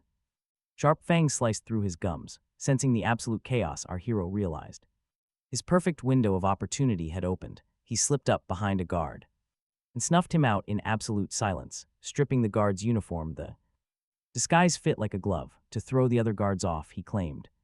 He spotted some slacker sleeping on duty nearby. The guards immediately grumbled about their bosses playing games inside while they had to rot guarding the gates. Our hero nodded in agreement, muttering that they were treated like garbage, just disposable pawns. But suddenly one of the sentries frowned, squinting at him. This outie character seemed way taller than usual, sparking instant suspicion. Meanwhile inside, Li Haobo mused that any fool who spills secrets deserves nothing but death. Outside, as the guards grew more alert, our hero quietly picked them off, but one alert soldier managed to slip his grasp. A guard fired a flare to alert the Li family, but the protagonist quickly threw his knife, intercepting the projectile before it could signal the mansion.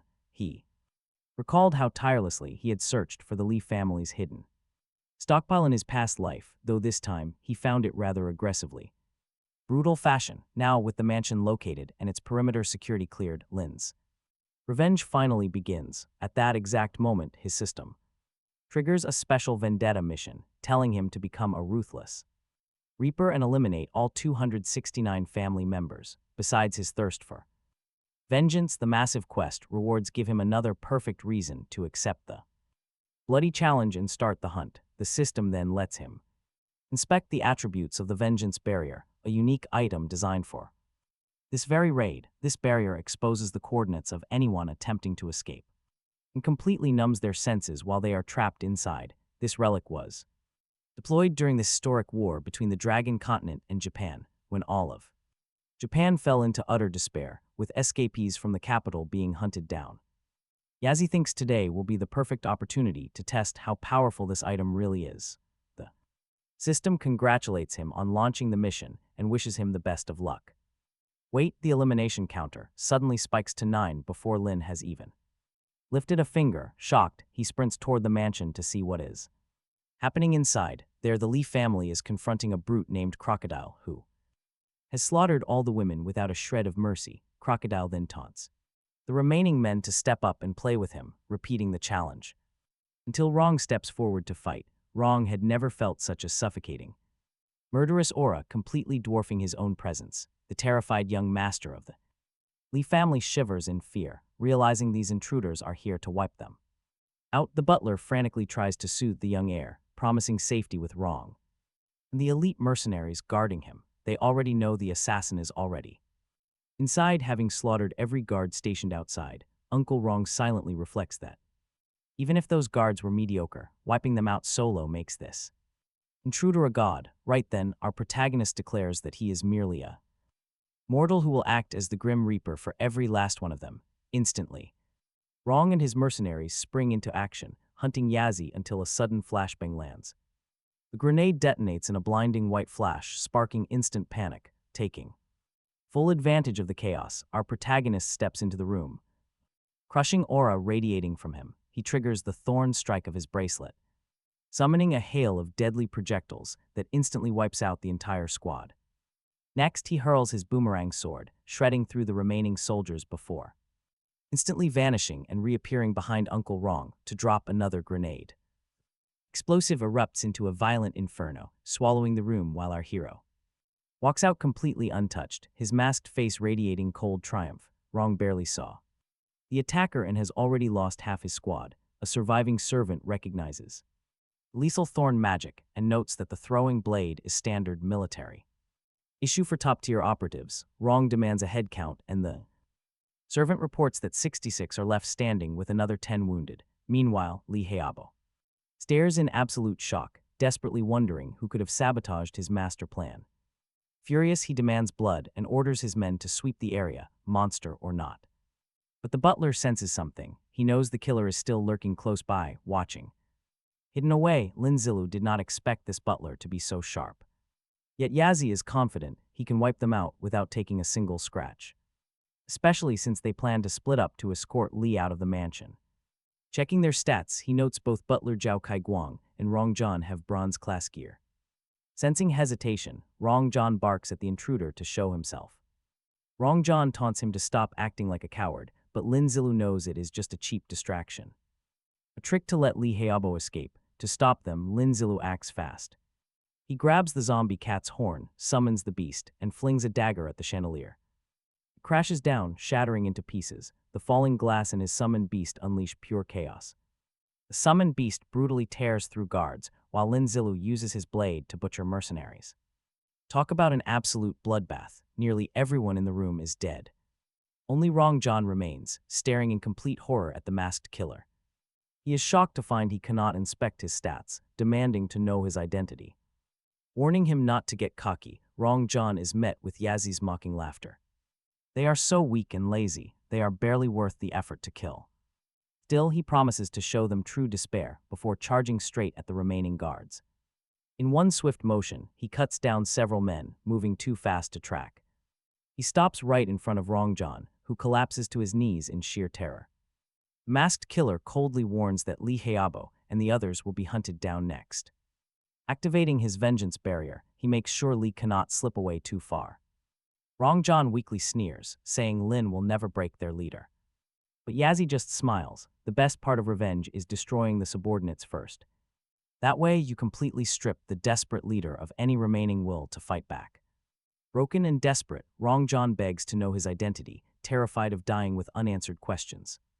Lin Zilu just stares coldly. Dying with absolute regret is exactly what he deserves.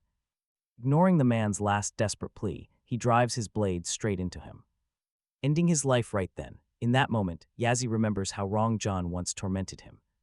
The days Rong Zhan stepped on his head, calling him a worthless orphan. Now the tables have turned. He even thanks his victim for teaching him not to talk too much in battle. It saves a lot of trouble. Seeing Rong Zhan die in absolute agony makes the revenge sweet. A major win. With Rong Zhan dead, the Li family is now weakened. Taking them down completely in the near future will be much easier now. He walks away, leaving a bloody trail of bodies behind. Meanwhile, Li flees in terror. His butler tries to calm him down, insisting Rong Zhan will easily handle the intruder. But right at that moment, one of their own guards is thrown violently through the door. Crashing hard against the wall, Li instantly suspects that Lin Zilu hired an assassin. Someone incredibly powerful who already wiped out Yao and is now coming straight for his throat. How did they discover his ties to Yao, and where did Lin find this killer? Makes absolutely no logical sense, especially since they already completely wiped out his entire family. They killed Lin's father and left nothing, if it were not for a certain boss. That worthless boy would already be lying 6 feet under with the rest of them. But then a familiar voice echoes through the room. It is Lin Zilu himself. Terrified, Li can only wonder how on earth he got in here. He finally tracked them down. Li had been keeping tabs on him the whole time. That constant spying, it only poured fuel onto his burning rage. Face to face, Lee sneers that he should have killed him long ago. In response, Lin Zilu confronted him about his family, orchestrating the murder of his parents. The young master just laughs, mocking Lin Zilu for not even knowing his own father's name. He claims the boy deserved his miserable life because of that ignorance. He reveals that Lin Jian, the boy's father, was about to be promoted. But instead, he reported Lee's father, completely ruining their grand plans. For that betrayal, Lee says his father absolutely deserved his fate. He adds that without direct orders from the big boss, Lin wouldn't be here. He'd be dead alongside his family. Then, Lee demands to know who helped him. How could a worthless weakling possibly get past heavy security and find such powerful allies? Lin Zilu coldly replies that words don't matter, he is going to burn them all. He vows to grind the entire family to dust, which only makes the young master laugh. Lee tells him he is overestimating his strength and cannot do this alone. Right then, a masked intruder kicks the door open and storms inside. With a zombie cat at his side, he faces the room. The butler attacks immediately. A powerful punch flies at him, but Lin Zilu slips past it with ease. The zombie cat leaps to defend him, but the butler throws the beast aside. Lin Zilu realizes he only has 30 minutes left before the summon dissipates. He pulls off his mask, freezing everyone in the room with absolute shock. The legendary killer was Lin Zilu all along, operating completely on his own. The young master gapes, unable to process that this kid is the perpetrator. How could he possibly defeat his uncle and breach this heavily guarded mansion? Lin Zilu calmly explains his secret. He is protected by a special system. Under the 7-day newbie protection, none of their attacks can touch him. The young master still denies reality, wondering how the boy grew so strong. Lin Zilu merely declares that he is more than enough to wipe them out. Vowing not to leave a single soul alive, he lunges at the butler. But when he throws a deadly punch, the veteran bodyguard stands his ground. The old butler blocks with both arms, showing off a formidable defense. Lin Zilu admits the old man has an incredibly tough physical build. A punch like that would have crushed Rong Jin, but this butler resists.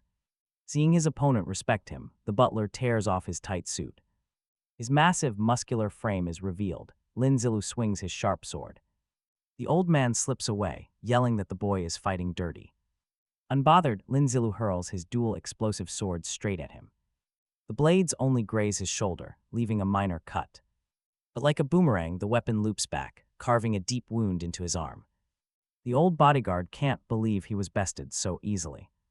50 years of hardcore martial arts training, completely wasted in seconds. Before he can recover, the explosive swords detonate right in his face. Lin Zilu charges through the smoke with his sword drawn, sealing his fate. He refuses to leave any survivors. Only dead enemies can guarantee peace. He finds it laughable that in this apocalypse, people still expect a fair fight. Just about moves and technique. After eliminating the butler, Lin Zilu reflects. That simply being strong is not enough. You have to master and understand the situation, or else death is your only way out. Seeing Li Heabo face down on the ground, Lin Zilu calls him useless. He takes his sword and pierces right into Li Heabo's leg, making the young master scream. Tired of his acting, Lin Zilu stabs the blade deep into his thigh several times. Amidst the agonizing screams, the master threatens him, warning that his father will hunt him down, but then immediately starts begging to be finished off. Hearing this, Lin Zilu says he will gladly grant that request, pulling a rusty, tetanus-infected dagger from his inventory, mockingly apologizing that it is too dull to pierce properly. Then he explains the next plunge is for himself, to avenge 10 years of absolute torture, stating that this pain is not even 1% of what he endured. Hearing about 10 years, the confused young master gasps. After all, Li Heabo had only targeted him for the last 3 years. Driving the blade into his arm, Lin Zilu says this one is for himself too, and the next strike is purely because it makes him happy. The next is for the Lin family he never met, to avenge his father. And for the rest, he does not even care about reasons anymore. As long as they bring him joy. Finally, he pulls a sinister tool from his inventory, pressing it against Li Heabo's tongue as the boy despairs. Lin Zilu explains. This precise torture method was originally created by Li Heabo himself to destroy countless lives. Before the victim can utter a single word, he rips out the tongue. Even with Li Heabo crying and screaming, the torture goes on. Seeing his enemy go completely still, Lin Zilu asks if he has had enough. He notes that this payback is nothing compared to what Li Heabo did to others in his past life. After a few more driving stabs, he realizes Li Heabo is not playing dead, admitting he definitely overestimated the guy. Since he lacked the skill to fake a breakdown, clearly the fact. The young master's shattered mind and broken body had hit their ultimate limit. To ensure Li Heabo is completely finished off, he draws his explosive dual swords, pulling out an umbrella to shield himself from the impending blast and debris. Looking at the glowing city skyline from the quiet balcony, the system abruptly notifies him that the Heart of Vengeance talent has successfully activated following his shattered mental state. Lin Zilu is left wondering what this talent even does, so the system clarifies that talents and skills are totally different things. While skills are learned from books, talents only unlock through his own attributes, intense emotions, mental shifts, and other special conditions. This Heart of Vengeance guarantees every single debt is paid, boosting his combat stats by up to a maximum of 20% against identified enemies. Lin Zilu never expected such a broken talent, as a 20% boost to base stats is incredibly powerful. His base game attributes already scale upward, and combining them with this passive makes them skyrocket. He realizes this is a growing talent, meaning he has hit an absolute gold mine. With this, he easily slaughters all 269 members of the Li family. His quest for vengeance. For this, he gets a random item from the golden finger system along with a bronze class item, asked to draw it now. He quickly clicks the button to confirm. That random bronze item is a magic wand that boosts magic power and spell casting speed. However, the protagonist cannot use it since he is not a mage. He decides to save the top tier item to sell on the market later for a solid profit. He also realizes the Golden Finger's automatic looting is incredibly useful since he does not have to worry about losing gear. But man, this game's elimination mechanic is a total mess. Once a player is eliminated, their inventory disappears permanently, preventing anyone else from taking their items. Players can only loot bodies if they actually see valuable gear equipped on them. He realizes he only has a rare chance to loot these bodies before other players discover this trick and start abusing this exact elimination mechanic themselves. He concludes that this is the system's way of discouraging player versus player combat. Next, Yazi opens up his inventory and finds a purification necklace. It is a bronze item that purifies skills and boosts spirit, plus it clears nasty status effects like blindness. Still, its stats are not quite as good as his meditation necklace, which can literally save his life in a tight battle. Knowing those other items are pretty useless right now, Yazi tosses them into storage and asks the system to draw a golden finger item for him. The system takes a moment but completes the spin. Yazi gets a broken skill to enslave a zombie as long as the monster's strength does not exceed his own. The creature will then obey his every command and protect him. He is totally shocked because control skills like this were unheard of in his past life. Yazi even pinches himself to make sure he is not dreaming. It just seems way too good to be true. Right away, he starts planning his next moves around his new, perfectly loyal undead servant. This means he will no longer have to do all the dirty work alone. Ever since Yao's brutal betrayal, Yazi has refused to trust anyone, intending to survive completely solo. So the idea of an undead minion that works tirelessly without complaining is just what he needs to heal those deep mental wounds. He asks what new perks he will unlock by leveling up this zombie enslavement skill. The system reveals that with every level up, the limit of zombies under his control goes up by 1. His mind races. He starts visualizing a massive, completely unstoppable army of the undead. But to build a horde like that, he must level up this skill a lot. He wonders what tier of zombies he can control and if they could eventually evolve into zombie emperors under his command. Yazi is not sure if they will reach those peak power levels from his past life. But he brushes the thought aside. Right now, the Li family basement is calling. Slipping down into the mansion's dark basement, his eyes light up at the mountain of gold, jewels, and luxury goods piled everywhere. Still, he knows that in a brutal apocalypse, shiny trinkets are completely useless. But then he remembers that the calligraphy on certain paintings becomes incredibly valuable later. He cannot recall which specific piece it is, so he grabs them all. Gem-encrusted knives. Leaving the dark basement, Yazzie takes a quick look around. He has never seen such luxury in either of his two lives, so why not stay the night right here? But a massive zombie suddenly blocks his path. At first glance, Yazzie actually mistakes the creature for a human survivor from the Lee family, but he quickly realizes it is a level 4 beast with a strength stat of 25 and a natural super strength talent.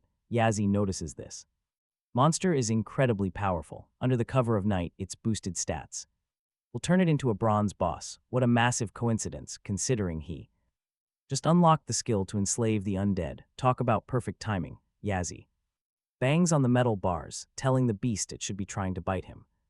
Checking its stats, its spirit is only 3. He figures this guy must have been a total idiot back when he was human. He asks the system if he can actually enslave a zombie with such high attributes. The system confirms that he can, since the monster's mental capacity is incredibly low and its total stats do not exceed his own. Seeing how strong this creature is, Yazzie feels pretty envious of its incredible talent and stats, so he reaches his hand out toward the beast and tells the system he is going to tame it. A stupid zombie is actually a huge plus, because it will be completely obedient. He instantly locks in the enslavement, wanting the powerful minion for himself. Right then, a glowing red energy wraps around the giant zombie, but Yazzie notices the monster is actively resisting the brainwashing. Seeing this fierce struggle, he wonders if it is too late to back out of the deal.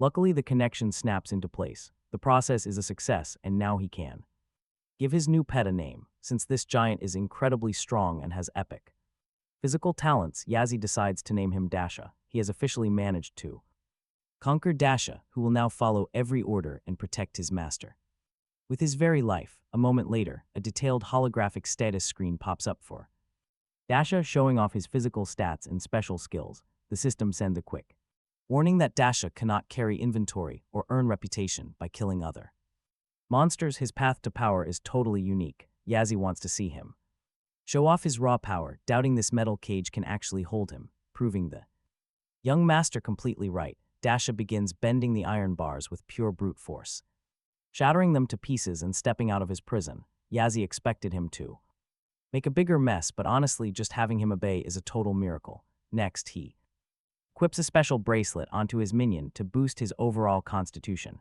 The system notes that Dasha will not receive nighttime stat buffs anymore, but Yazzie does not mind since Dasha is already absurdly powerful. With everything sorted out, Yazzie heads to bed, leaving Dasha posted outside to guard the door. As the sun rises, our hero walks out and finds the faithful giant still standing guard. He praises Dasha, asking if he survives by eating other zombies. When the big guy shakes his head no, Yazzie smiles, finding him surprisingly polite. Next, Yazzie activates his cards to summon a delicious morning feast, but as he digs in, the giant begins to drool, clearly craving a bite. Yazzie offers the beast some food, amazed to see an undead creature reject human flesh. Piling up extra plates on the table, Dasha lights up with joy and sits right down to eat with him. Yazzie is just glad to have some company finish the meal. He really hated the idea of letting anything go to waste. Originally, his plan was to take out Lee Hayabo at level 5 or 6, but his revenge was already complete. At level 8, he did not even need dungeons to rank up anymore. Armed with his top-tier weapons and Dasha by his side, he could head straight for the ghost location. Next stop was the Madhu Museum to finally change his class. He remembered there was a key to a class change scroll right there. But to get his hands on it, Yazzie had to face some brutal trials. One wrong move or running out of time meant instant erasure from existence. In his past life, he only survived this ordeal because of Lee Hayabo. Back then, Lee Hayabo and his squad had traveled to Madhu hunting for treasure, which was exactly when Yazzie found out that Yeajigan was stabbing him in the back. Seeking revenge, Yazzie was betrayed again when Lee bribed his 3 closest allies, baiting him into the class change trial. That is where he got his scar, fighting a monster while his fake friends prayed for him to fail and vanish. Against all odds, he conquered the trial, though he carried that scar for 10 years. In his previous life, this whole mess went down on day 8 of the apocalypse. But right now it is only day 4, so Madhu should be completely empty. Without Lee Hayabo scheming in the background, Yazzie figures this run will be simple. Then he spots his zombie pet, Dasha, eating, and realizes they stand out way too much. Time for a quick makeover. He decides to disguise his undead buddy. In actual clothes, dressing him up in a suit, hat, glasses, and a sword. Looking surprisingly sharp, the duo heads straight toward the zombie-infested Mado Museum. But as they arrive, Yazzie notices signs of recent human activity. This is bad, someone got here first, so he has to move carefully now. Slipping through the horde, he quietly drops the zombies one by one with his blade. Moments later, a sweet system notification pops up with a bronze tier reward. He scores a fireball scroll, single-use but handy. It is pretty versatile, letting him either cast a spell or detonate the scroll. But then he notices something strange. Dasha is just standing there, ignoring the monsters. Spreading his wings, Yazzie slips behind a pillar to observe what is going on. Turns out, Dasha is completely passive and will not fight unless something hits him first. Honestly, this is kind of convenient. The big guy can open chests without starting fights. That keeps things quiet, but there is a major catch. Any chest opened by Dasha yields absolutely nothing. No experience points, no items, nothing, total waste, so Yazzie keeps watching. He recalls that in his past life, this whole area was wiped clean of zombies. But doing that alone with just Dasha by his side right now is nearly impossible. Glancing up at the museum balconies, he spots movement. There is a group of survivors up there. An idea quickly sparks in his mind. If Dasha goes in first, he could trigger the scroll. These newcomers are hunting, trying to corner the museum zombies, but they do not have enough people. Yazzie realizes these are the exact guys who left those footprints earlier. If he tags along with them, it might save him a ton of trouble.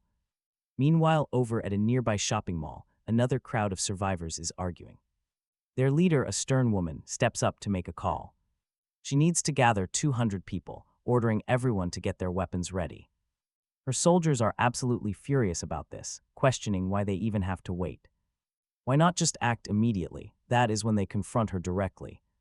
Complaining about being hungry, they accuse her of wanting them dead just to steal their resources. In response, the female leader slaps one of the soldiers hard across the face.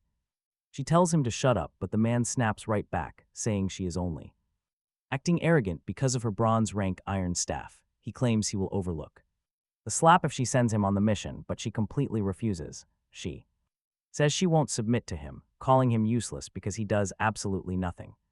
The soldier replies that he will hold back for now since he is a gentleman, but warns that he will finish her off the moment he gets a chance. The woman humiliates him even further, and he warns her not to blame him for whatever happens next. The others nearby start egging the soldier on to fight her, but the group leader cuts in, ordering everyone to stop arguing and just listen to him. At that exact moment, Lin Zilu and Dasha burst inside, completely shattering the front door. Wearing masks, Lin instantly recognizes a familiar face. The group leader, Gao Dong, introduces himself as the club president and says they can join the Reapers. Lin also recognizes Gao Dong. Shocked to find out that this guy is the president, he introduces himself as Lin Zilu, introducing his companion as Big Idiot, a mute bodyguard. Gao Dong shakes Lin's hand, welcoming them both into the Reapers group. Realizing Gao Dong seems pretty foolish, Lin thinks it will be incredibly easy to trick him. He never expected joining a group to be this simple. Mentioning that he has actually been in one before, in response, Gao Dong promises to get them settled, even offering some helpful skill books to boost their strength, since their ultimate goal is to slay zombies together. Lin Zilu wonders if he can really get these books for free, and Gao Dong confirms that as brothers, he will hand one over at absolutely no cost. Receiving the book, Lin is genuinely surprised. Back in his past life, players in his past life were never this generous, but the moment he opens it, he unlocks the Berserk skill. The system description says that in this mode, he will lose his mind and attack everything while gaining 50% more strength. But he will also pass out for 2 full minutes afterward, basically turning into a zombie. This makes him think it might actually worsen his fighting. Gao Dong admits the drawback is pretty bad, but argues that in a desperate spot, this exact skill could save his life. Then he drops a bombshell. He actually gave Lin the book because he is plotting something. He is not dumb. Lin thanks the president for his honesty and politely returns the book.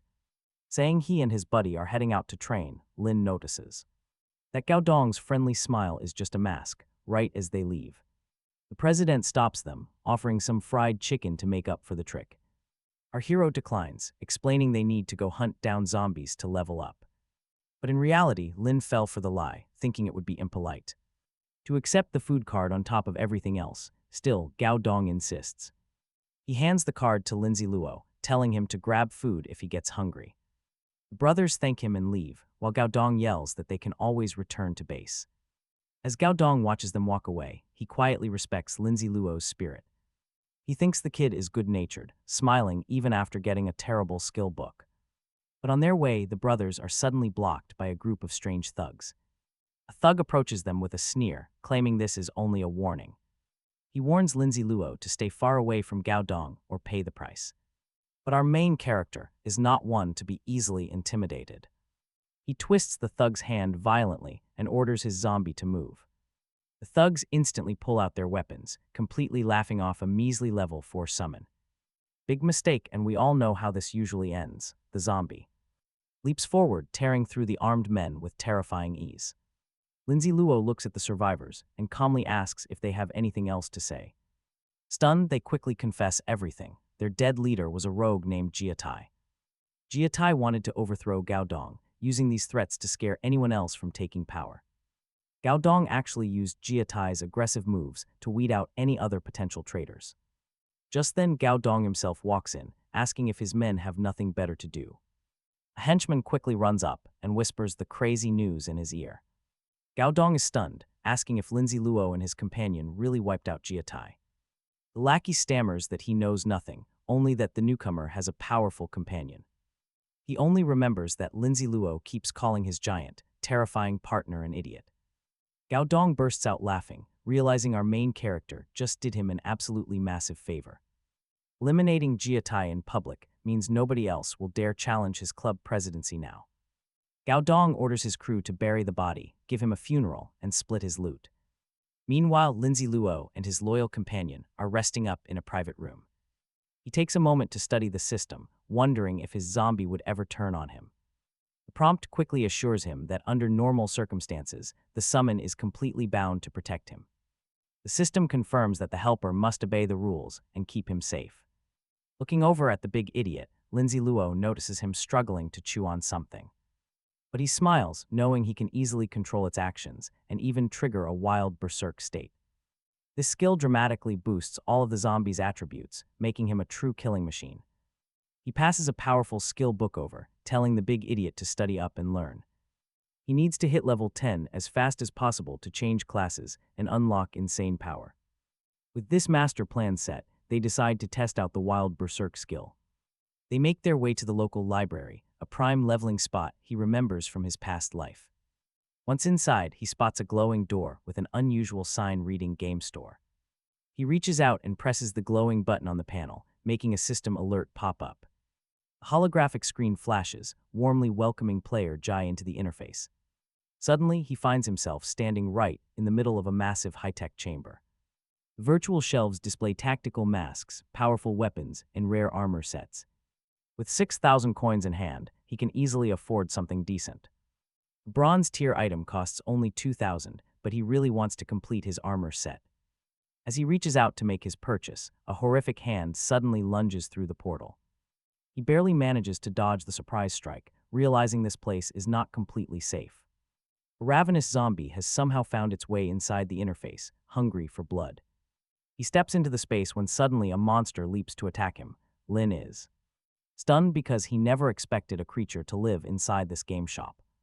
Nothing like this ever happened in his past life, is the zombie actually being protected by the system. As the female creature lunges, our hero acts instantly. He slashes her throat, taking her down with total ease. He then triggers the system to auto-collect the drops from her body, hoping for a decent weapon or gear. Instead, he surprisingly gets a roll of toilet paper, a basic resource card. Next, he spends his 6,000 coins. Right after the purchase goes through, the shop closes and the virtual space vanishes. He grabs his gear and checks on what his big idiot was up to. He finds that Dasha has easily beaten several other creatures, keeping Lin perfectly safe during his shopping trip. The auto collection feature is awesome since it means he will never miss any drops. With a quick pause in the chaotic fighting, he checks out all his new loot. First is an old scarecrow. This is actually a life-saving tool. Transferring any fatal damage, he takes directly onto the dummy instead. He also scored a neat boxing glove that triggers non-stop rapid strikes. Every consecutive hit grows stronger. Lin realizes this new boxing glove functions a lot like his explosive blades, stacking power to detonate. Along with that glove, he pulls out a sword of incredible power, which easily offsets its nasty side effects. This could easily be the best bronze weapon around. Lin equips the brand new glove, then decides to use a fusion stone on his swords. The stone can upgrade the tier of his weapons, but there is a heavy risk of downgrading them if luck fails him. His cheat system only guarantees item drop rates, but he activates the fusion stone regardless, ready to lose everything.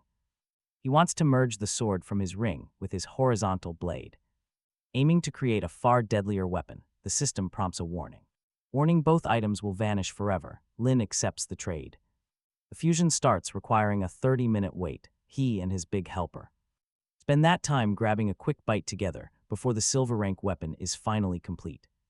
Rank Demon Decapitating Sword. Talk about hitting the jackpot. He rushes to stats. Its base damage has quadrupled, making decapitations insanely easy. It is time to get back to hunting down some fresh monsters. Lin and his big idiot companion head straight back to the library for that forgotten scroll. This time, he orders the zombie to go all out, leaving absolutely no survivors. Dasha immediately obeys and unleashes absolute havoc, ripping monsters apart with raw strength, while Lin puts his shiny new sword to work. He slices through multiple enemies with effortless, sweeping strikes. Activating the weapon's whirlwind ability, he finally hits level 9, unlocking a brand new stat point. He is thrilled about leveling, but then turns around and freezes. Dasha has grown to a massive size with glowing red eyes. He wonders if his big idiot friend is undergoing some beastly evolution. Lin tells Dasha to wait while he quickly cleans up a bathroom, planning to meet on the roof in 10 minutes. 30 minutes later, a pack of hungry zombies was waiting. He quickly ordered his giant helper to unleash his berserk mode. Instantly entering a state of absolute fury, the big guy began to grow absolutely massive. To rile him up further, our hero lied that those zombies had eaten his chicken, triggering Dasha to start throwing devastating punches with absolute savagery. While his massive ally dominated the battlefield, our protagonist casually sat down to sip tea and enjoy the show. He realized this berserk mode was incredibly potent, as Dasha easily crushed multiple enemies simultaneously, with doubled attributes and a massive stat boost from the surrounding darkness. His raw fighting power was exactly what you would expect from. After a few minutes, this devastating frenzy finally started to wear off and the big guy shrank back to his normal size. Our hero was amazed by such an incredible skill, especially when he noticed Dasha's eating speed had shot up by 30%, converting food directly into healing energy. Realizing his giant had become a walking tank, he checked the newly looted items. 2 strength equipment scrolls, some potions, and a rare chest plate. The chest plate boosts both physique and agility, while also generating a defensive barrier around his body for 3 seconds. Mind potion restores his depleted mental energy and remains active for 4 minutes. He hopes that after upgrading and absorbing his blood ring, he can continuously drain energy during active combat. Determined to take a gamble, he fuses the 2 rings, and luckily, the process succeeds once more. With the upgrade complete, he obtains a level 2 absorption ring which drains vital energy from targets during battle. He immediately goes to test his new gear and successfully siphons his enemy's power straight through the ring. He notes with deep satisfaction that his stats have skyrocketed. Ready to move on, the duo finishes resting and gets up to resume their journey. They soon arrive at an area that lies completely ruined. Judging by the sheer scale of the wreckage, our hero suspects a powerful boss is lurking nearby. He recalls that in his past life, the local boss had already been cleared by others before he ever arrived, and he never expected to enter this location so incredibly early. Naturally, he is quite eager to see what kind of boss awaits him. Suddenly, he stumbles across Mo City's secret shop, earning 10 valuable prestige points just for discovering it. The system immediately warns him that players must not spend more than 30 minutes daily inside any shop, as staying longer will trigger an incredibly high penalty fee. If a player refuses to pay up, the system will execute them on the spot, since he is the first customer. To ever enter, he receives a massive 50% discount on his first transaction. Before stepping inside, he orders the big guy to stand guard outside to watch his back, then enters a private booth to browse the inventory. As he opens the digital product catalog, he recalls the strict merchant rules, which strictly forbid any violence and require that if a fight occurs, absolutely nothing gets damaged to avoid heavy cleanup and expensive repair charges. Just like he remembers from his past life, he opens the item tab and spots a tactical flashbang, a longbow, an ice magic scroll, and some strength-boosting pills.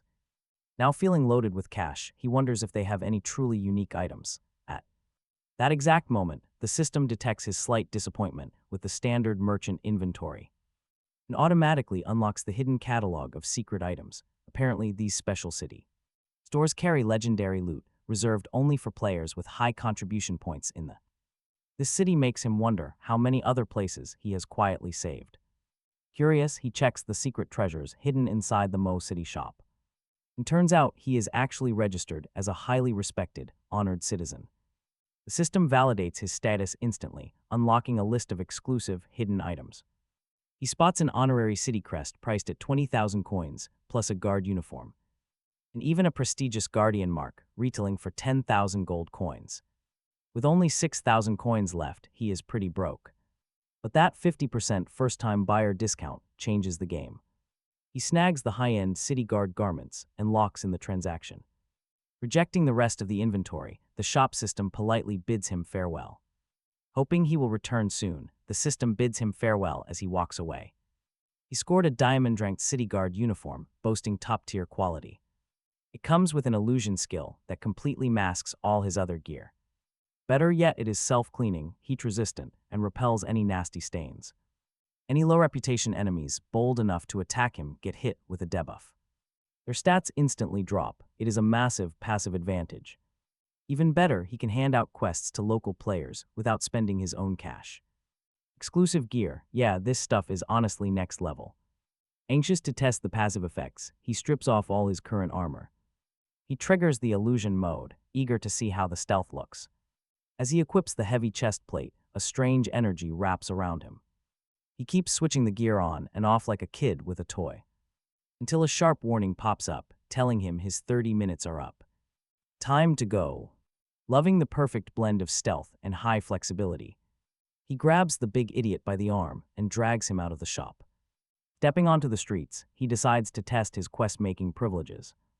He attempts to assign a quest to the big guy, ordering him to destroy the entire world.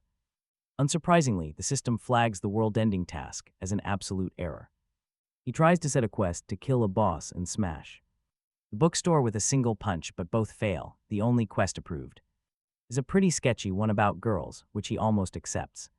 Shaking his head, he changes his mind and drafts a target for the bookstore boss. This time, the system actually approves the mission and asks if he wants to proceed. He accepts and asks the system to scan the area for any nearby bosses. With the target locked, he and his big buddy head out to hunt. But elsewhere, a couple of terrified kids are hiding in the shadows. Desperately hoping to stay safe, they freeze as glowing red eyes pierce the dark. The beast spots them instantly. The terrified girl opens her mouth to scream, but her friend quickly covers her lips, pleading with her to stay silent. Suddenly, a grotesque creature clinging to the wall whips out a massive tongue. The wet muscle drags across her face while she trembles in sheer horror. Grabbing his companion Zio Mei, the boy makes a desperate dash for the door. Just as they almost reach safety, the beast wraps around the girl's ankle, dragging her violently down as she prepares for the absolute worst. Finishes her, the boy can only watch, crying out with rage and complete helplessness. Right at that moment, our protagonist and his loyal pet zombie arrive. They find the giant-tongued monster actively feeding on those two bodies. Our hero quietly thinks that dying might actually be a relief for ordinary people now. Staring at the giant monster, he makes a quick comment. If it weren't for the noise, he wouldn't even know the creature was there. Suddenly, he realizes he has finally found his very first target. This specific beast allows him to change his class for the first time. He reflects that zombie progression is surprisingly similar to the human paths. Boss evolves much faster, showing clear differences in the early stages of the game. These variations appear right at the start. Assassin zombies, for example, move incredibly fast. They resemble human assassins and eat brains to boost their intelligence. This target is a bronze rank, level 10 reptile zombie with 2 special skills. It excels at both concealment and direct attack the moment he finds the boss. The system triggers a special reptile zombie resentment mission. The Overpowered system immediately starts showing our hero more details about the quest. Turns out the library administrator used to steal books back in the day. Now an undead monster, he wants revenge on anyone who still reads. Lin Zilu is pretty shocked to discover this weird feature. Turns out even the Apocalypse system likes a good, petty grudge match. Our hero orders the big idiot to stop that zombie and guard the entrance. With eyes glowing red with rage, the big idiot confronts the beast. He raises a heavy iron pipe, preparing to unleash a massive blow. But the pipe bends on impact, and Lin realizes the beast used ghost stealth. Instantly, the monster turns into a shadow on the wall, making it impossible to strike. A second later, the creature emerges from the darkness to strike from behind. The big idiot does not notice, but right before the strike lands, our survivor steps in, delivering a clean slash across the monster's hands. With its hand sliced, the beast starts whimpering, and our hero calls it weak. He mocks it for being scared already. Suddenly, the reptile zombie shrinks back. New arms grow in, but our hero shows absolutely zero mercy. He unleashes multiple slashes, sending the weeping creature running away. Seeing it flee, Lin decides to give the creature a small sporting chance. He slowly begins to count to 3, but the moment he hits one, he immediately activates his chasing wind skill and deploys his winged cape. He begins gliding directly toward the fleeing beast, gaining speed rapidly. He calls out a warning that he is closing in, reaching the target. He delivers a devastating final slash with his blade, striking it clean. The monster explodes into pieces, rewarding Lin with 100 coins and 50 experience. With this, he completes the Tracker Zombie Resentment quest. He rakes in plenty of prestige points, coins, and tons of experience. He finally reaches level 10, but progress halts because he has not changed classes yet. Now he must wait for the profession's channel to unlock while stockpiling points. This is exactly why he wants to find that scroll as quickly as possible. He needed to move fast. Upon hitting level 10, he earned a chance to claim a random super rank item, which he accepted immediately. Lin Zilu did not want to be the very first to change classes because that would trigger a global system announcement. Luckily, he could dual class, keeping his second chosen path completely hidden while both options still stacked up boosts for his base stats. Then the system congratulated him for unlocking the legendary Yin-Yang ability. Granting him his dual class status, Lin found the whole thing absolutely unreal, and jokingly asked if the system wanted him to rule the world. Later on, Lin and his big buddy Dasha stood on a high rooftop, looking down at a massive horde of zombies alongside a group of nervous survivors. Eventually, Lin slipped through a high-tech security door, finally standing before the exact class change scroll he spent so much time hunting down. He threw a heavy punch to shatter the glass protective case. Cracks finally spread across the surface, and Lin unleashed one last devastating blow, smashing the barrier to grab the scroll. In that instant, the class change ritual triggered, pulling his consciousness into a bizarre void. But let us flash back to that afternoon before everything went down. Right before the system's safe zone timer ran out, Lin and Dasha walked into a shelter to ask when the upcoming museum raid would begin. The club leader boasted that they already had 200 fighters ready to strike.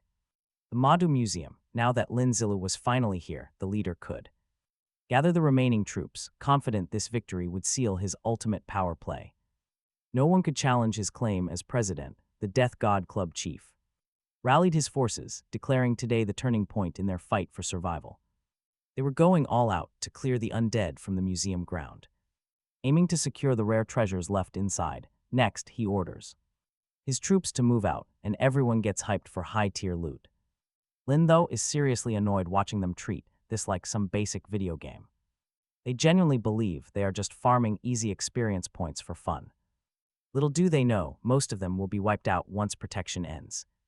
Right on cue, a dumb brawl breaks out among the guild members. Hot heads clash and fists fly over absolutely nothing. Later, they scout ahead. Climbing a vantage point to track the horde, the leader asks if Lin has a plan, and he promises that if they move fast, they can avoid any casualties. This is a one-time opportunity, and they have to execute perfectly. Since the entire squad already knows the drill, the strategy should work out beautifully. Because Lin has top speed, he takes on the job of baiting the monsters. With infected meat, leaving Dasha behind to protect Gaodong. Dasha seems completely obsessed with that massive hammer, swinging it around in the air nonstop. It fits his heavy build, so Lin lets him have his fun. The soldiers wish Lin Zilu luck, knowing the initial wave is always suicidal. Our hero sprints right into the very thick of the zombie swarm, holding the infected bait high to pull the aggro of a massive pack. He rapidly tosses the meat to a runner, yelling that he will draw them away, so the rest of the crew can deal with them and claim the fat loot. To return alive and see Gao, the two thank Lin for his kindness, completely unaware that his real goal is to find that scroll before anyone else. With that, Lin dashes forward, knocking down any zombies in his path until he reaches the scroll room. He throws open the doors guarding the class chain. Artifact finally setting his eyes on the prize, but he finds the scroll. A bit disappointing for something that hundreds of people would risk their lives for. Spotting the item with its bizarre drawings and a nearby ring, he starts punching the protective glass. After delivering a few heavy strikes that crack the barrier, he lands a devastating final punch, hurting his hand but completely shattering the glass. Grabbing the item, he discovers this strange scroll holds a massive secret and earns him 500 prestige points. Suddenly, the scroll begins to summon him, asking if he accepts the call. Lin agrees and is instantly teleported. Inside the scroll, opening his eyes, he finds a bizarre chamber with glowing flames floating all around him. He touches a nearby portal and realizes he has found the right place. Right then, he activates the test to trigger his class change. He knows ancient secrets lie within this scroll, and to claim them, he has to pass 3 mysterious challenges. Just like in his past life, the trial is brutal. If he fails, he will be completely destroyed, but victory means gaining both a level and a new class. The system, however, lies directly to him, claiming that if he fails, there are no penalties and he will be saved, unlocking the ancient elder's trial. This legendary quest promises an ancient inheritance that has existed for centuries alongside a silver rank item as a reward. Lin finds this highly suspicious because even though the Shadow Ghost class is high-ranking, it should not require this. After all, he knows that the Phantom Assassin is the legendary class of the Ancient Dragon Continent, a class that shifts at level 30 and then again at 80. But even that does not fit this claim. Confused, he asks the system what happens if he accepts but gets no reply, even without answer. Lin decides to accept the mission anyway. The first trial begins with him standing on a stone staircase, needing to touch a golden orb to start. The moment he touches it, a strange energy gathers and wraps around his body, instantly teleporting him to a blood-red space. There he finds himself on a floating rock in the dark abyss. Stepping onto the surface, he realizes it is covered in a bizarre liquid that looks like tomato sauce. Suddenly, a massive vortex forms, bringing back a wave of fear. He remembers how in his past life, he relied entirely on raw hatred for Yao Jiguan to survive this, sitting helplessly on the ground consumed by rage. But in this timeline, he is a completely different man and refuses to repeat that mistake. Even as his clothes get ruined, he stares at the distant portal. With a confident smile, ready for the challenge, he concentrates managing to master his anger and proving his worth, which clears the trial. Mysterious voice echoes, telling him he has done enough and can return. Crossing through the portal, he completes stage 1, realizing the test was meant to break a challenger's mind by trapping them in a terrifying, hostile environment. With that done, Lin heads straight toward the portal for the second trial. In his past life, he fainted right before the finish line, leaving it incomplete. This is his first full run, but dark voices suddenly flood his mind. They warn him that another blackout means he will never reach the third test. However, Lin Zilu refuses to listen. He is not giving up. He already lived through this failure, and this time he is seeing the end. There is no stopping now. Remembering his weak past, he hardens his resolve. He is determined to be a new man, entering the second test confidently. Standing tall, he stops right in front of a white door, emitting bright light. The glare is so blinding he actually wonders if the world is ending. But realizing he actually survived until the very end brings instant relief. This is the true meaning of rebirth. With test 2 cleared, he moves on. Lin Zilu heads straight for the final challenge, standing firm and prepared. He remembers this exact stage. It was where he was brutally ambushed. That ambush left him scarred, and now he's going to make them pay. Filled with determination, he steps through the portal and onto the battlefield. The system commands him to eliminate the Guardian, and he immediately draws his sword. Instantly, his sixth sense screams danger as something flies straight at him. He dodges just in time, watching a lethal attack shatter the cave wall beside him. A mysterious black cat emerges, purring that it has waited ages for this crazy game. But get this, Lin Zilu recognizes the beast instantly. This is his old enemy. That very creature left those permanent, ugly marks on his face years ago. Right then, he unlocks a broken new talent, omnipotence, letting him wield any weapon. Closing his eyes, he focuses deeply on his blade technique, readying a counter. He blocks out the noise, tracking the light, creeping footsteps of the beast. As the Guardian leaps to strike, his senses track the movement perfectly. Keeping his eyes tightly closed, he unleashes a lightning-fast slash of his sword. The blade bites deep, slicing the cat's eye, a mirror image of his own scar. The wounded beast spurts blood, letting out an agonizing, high-pitched screech. Just like that, the Guardian is slain, and the third trial is cleared. Talk about sweet revenge. Instantly, system notifications flood his vision with congratulations. He receives the legendary Ghost Assassin class scroll and a major level up. Yet, despite his clean victory, Lin Zilu wonders why he is still here. Normally, clearing the trial would instantly teleport him back to safety. Worried he might be trapped, he scales the high rocks to investigate. It turns out this is not a glitch, but his cheat system at work. Opening the mission description, the truth finally becomes clear. The quest to inherit the scroll's true power is still far from over. He is stunned to realize he only holds a fraction of its potential. Grabbing the class scroll was just step one, now he must activate it. Bracing himself, he starts the activation, and the system prompts him to proceed. It warns him that he must directly absorb the ancient power inside. Lin Zilu is just relieved this isn't some game-breaking bug trapping him. He asks where he needs to go, but the system simply demands silence. Could this scroll actually silence his cheat system, or are they connected? Shaking the thought away, he decides to stop overthinking and keep moving. Hint he received, he never imagined an exit existed in that cave, and he certainly wouldn't have found it alone. Scanning the walls, he found a strange hidden pattern where all the lines connected perfectly. When he pressed his finger into the crack, it started glowing, revealing an ancient cave. Painting of a bird and a bull he had seen once before. Suddenly, the cavern began to shake violently, terrifying him. He pushed the stone wall carved with the mythical beasts, discovering a hidden door that led into a chamber holding a glowing scroll and an orb. The moment he grabbed the scroll, a brilliant light erupted, and the legendary name Caillou appeared. He recognized this mythological figure from the legendary Nine Li tribe. Caillou was the core secret of the ancient scroll, while the bull and the bird were their sacred totems. He recalled the legend that Caillou was slain by the emperor, beheaded and buried, his head becoming a sinister forest. Legend says ghost cats preserve the souls of the dead, and Caillou survived because he had found one, knowing his soul would fade. Caillou created this brutal test so a successor could inherit his tribe's power, with the final trial being guarded by phantom ghost cats.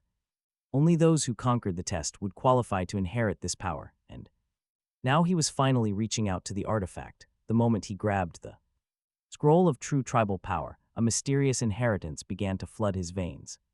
A terrifying force seized his body, and the system instantly wiped out his familiar blue star energy. Soon after, this mysterious new power began to fuse with the blue star energy of the Apocalypse game. When the combination succeeded, his class evolved, and the system designated him as a soldier lord. The system warned that he must complete the test quickly, as his new class required more digitalization. Lin, who actually wanted the Ghost Assassin class, never expected to face Caillou's trial. Opening his inventory, Lin Zilu was highly amused to see his new class listed as Soldier Lord. Suddenly, an orb fused to his hand, and it wouldn't budge. He soon realized it was the sacred Nine Li orb, the exclusive weapon of his new class, anchoring Caillou's power directly to him. The weapon could shapeshift based entirely on his thoughts, and also devour energy to boost his gear stats, making Lin Zilu realize his growth potential was absolutely limitless. Moments later, the Orb migrated directly to his forehead without warning, but since this was Caillou's special weapon, he chose not to complain. At last he exited the trial to return to reality, officially class changing into the Soldier Lord.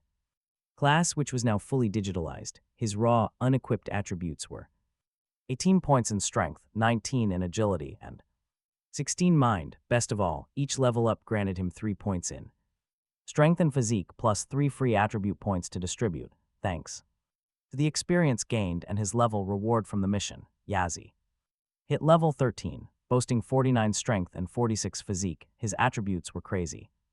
He could easily stroll through a massive zombie horde without trouble. He was even congratulated for being the world's first player to change classes, earning the Pioneer achievement was his. Next, a global announcement shook the system. This class evolution could turn him into a god of war. His new powers were insane. He could control the Triborb, transforming it into any weapon. There was another class skill, plus a mysterious third one yet to awaken. Lin stood there in shock, realizing this was definitely not a dream. Everything was real. He felt incredibly powerful, almost completely invincible now. To test the 9Li Triborb, he fed it a baseball bat. Clicking the Devour Energy option made the orb start to glow brightly in midair. After eating enough, the orb evolved into a powerful silver-ranked item. It expanded rapidly, and he caught a glimpse of something red inside. Suddenly, the silver-ranked 9Li sword materialized right in his hands.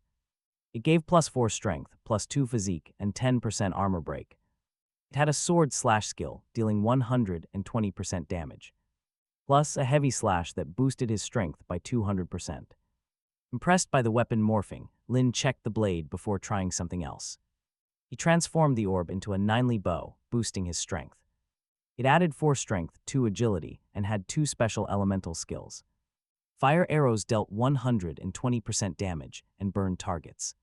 The second was ice arrows, dealing the exact same heavy damage. But these frozen targets were left slowed. Eager to test more, he kept going. He morphed it into a dagger, then a shield for defensive testing. He even tried a standard sword, but when he went back to the bow, the orb suddenly crumbled to the ground. A system warning popped up. His mind was overused, and forcing more shifts would make him dizzy. That was when he realized these shifts actually drained his mental power. Exhaustion hit him hard. Meanwhile, a massive server announcement flashed worldwide, telling everyone that Lin was the very first to reach level 10. He was the first to change his class, forcing other players to grind harder. His Pioneer achievement came with some incredibly massive system rewards.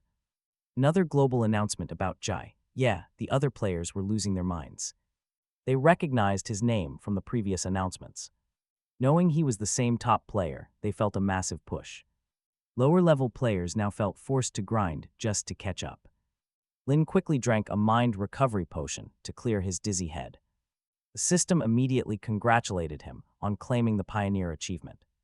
He received 1,000 prestige points, 200 coins, and 3 attributes. Along with 2 extra inventory slots, he clicked to check the details. The Pioneer title was unique to the first player who changed classes. It boosted his attributes by 2 and applied 5% suppression. This suppression debuffed all other players, giving him a massive edge. Knowing everyone needed class promotions for the bronze boss, he drew his silver class item. Out came the Devil Ghost Mask, vibrating with a heavy demonic energy. It carried a dark warning, telling him never to serve evil. It hid his stats and paralyzed anyone who stared at it for 3 seconds. Absolutely terrifying, right? Lin immediately went ahead and activated the ghost effect. To hide his identity, he puts on a diabolically smiling mask and summons the system. He commands it to activate his cheat. Normally, players can only equip 1 ring at a time. But with his special ability, he can break this limit. He decides to raise the cap of his ring slots to 2, giving himself a massive advantage over ordinary players. For now, Lin leaves that second equipment slot completely empty. While he hunts for another ring, he still has 12 attribute points left to spend. He dumps them into his stats quickly before heading back to meet his group. Everyone gathers for a massive announcement from the Reaper group. The big idiot stands guard as the leader announces their upcoming siege. He introduces the giant as one of the key contributors during the Mado Museum mission. Meanwhile, his pet zombie ignores everything, distracted by a piece of chicken. Leader even laughs, acknowledging that chicken thighs are literally the big idiot's entire life. Suddenly, Lin arrives wearing his new mask, completely surprising the crowd. Gao Dong is relieved to see him, admitting they feared something terrible had happened. As they talk about the upcoming fight, several girls are instantly charmed. By Lin Zilu, Gao then shares a quick update on their progress. They have defeated over 1,000 zombies, gained recruits, and gathered heaps of supplies. He adds that the big idiot crushed over 100 zombies alone. That was a massive contribution. Shortly after, the leader pulls Lin aside. For a private chat, he sincerely thanks Lin for his help with the mission and asks to speak later. He notes that having more people means far more manpower to carry out future tasks. Hearing this, Lin sees a perfect chance. He realizes he can use this crowd to secure resources for his orb. He wants to push it to diamond rank. A larger group means faster looting. That will level everyone up in no time. He plans to use resource cards. To trade for the coins and equipment, his orb needs to evolve. With that strategy ready, Lin approaches the president of the Reapers Club to make a deal. Gao Dong is curious and asks what kind of trade he has in mind. He promises that after Lin and the big idiot did so much for them, he will do absolutely anything. Lin requests equipment, and Gao smiles warmly. That is incredibly easy to arrange. To prove it, Gao drops an item into Lin's hand, a special surprise. It is a sleek silver ring. Suddenly, a loud system notification rings out. The True Apocalypse game has officially launched. The announcement warns that this brutal game cannot be stopped until the very end. No more safety nets. The real, unforgiving apocalypse has finally arrived.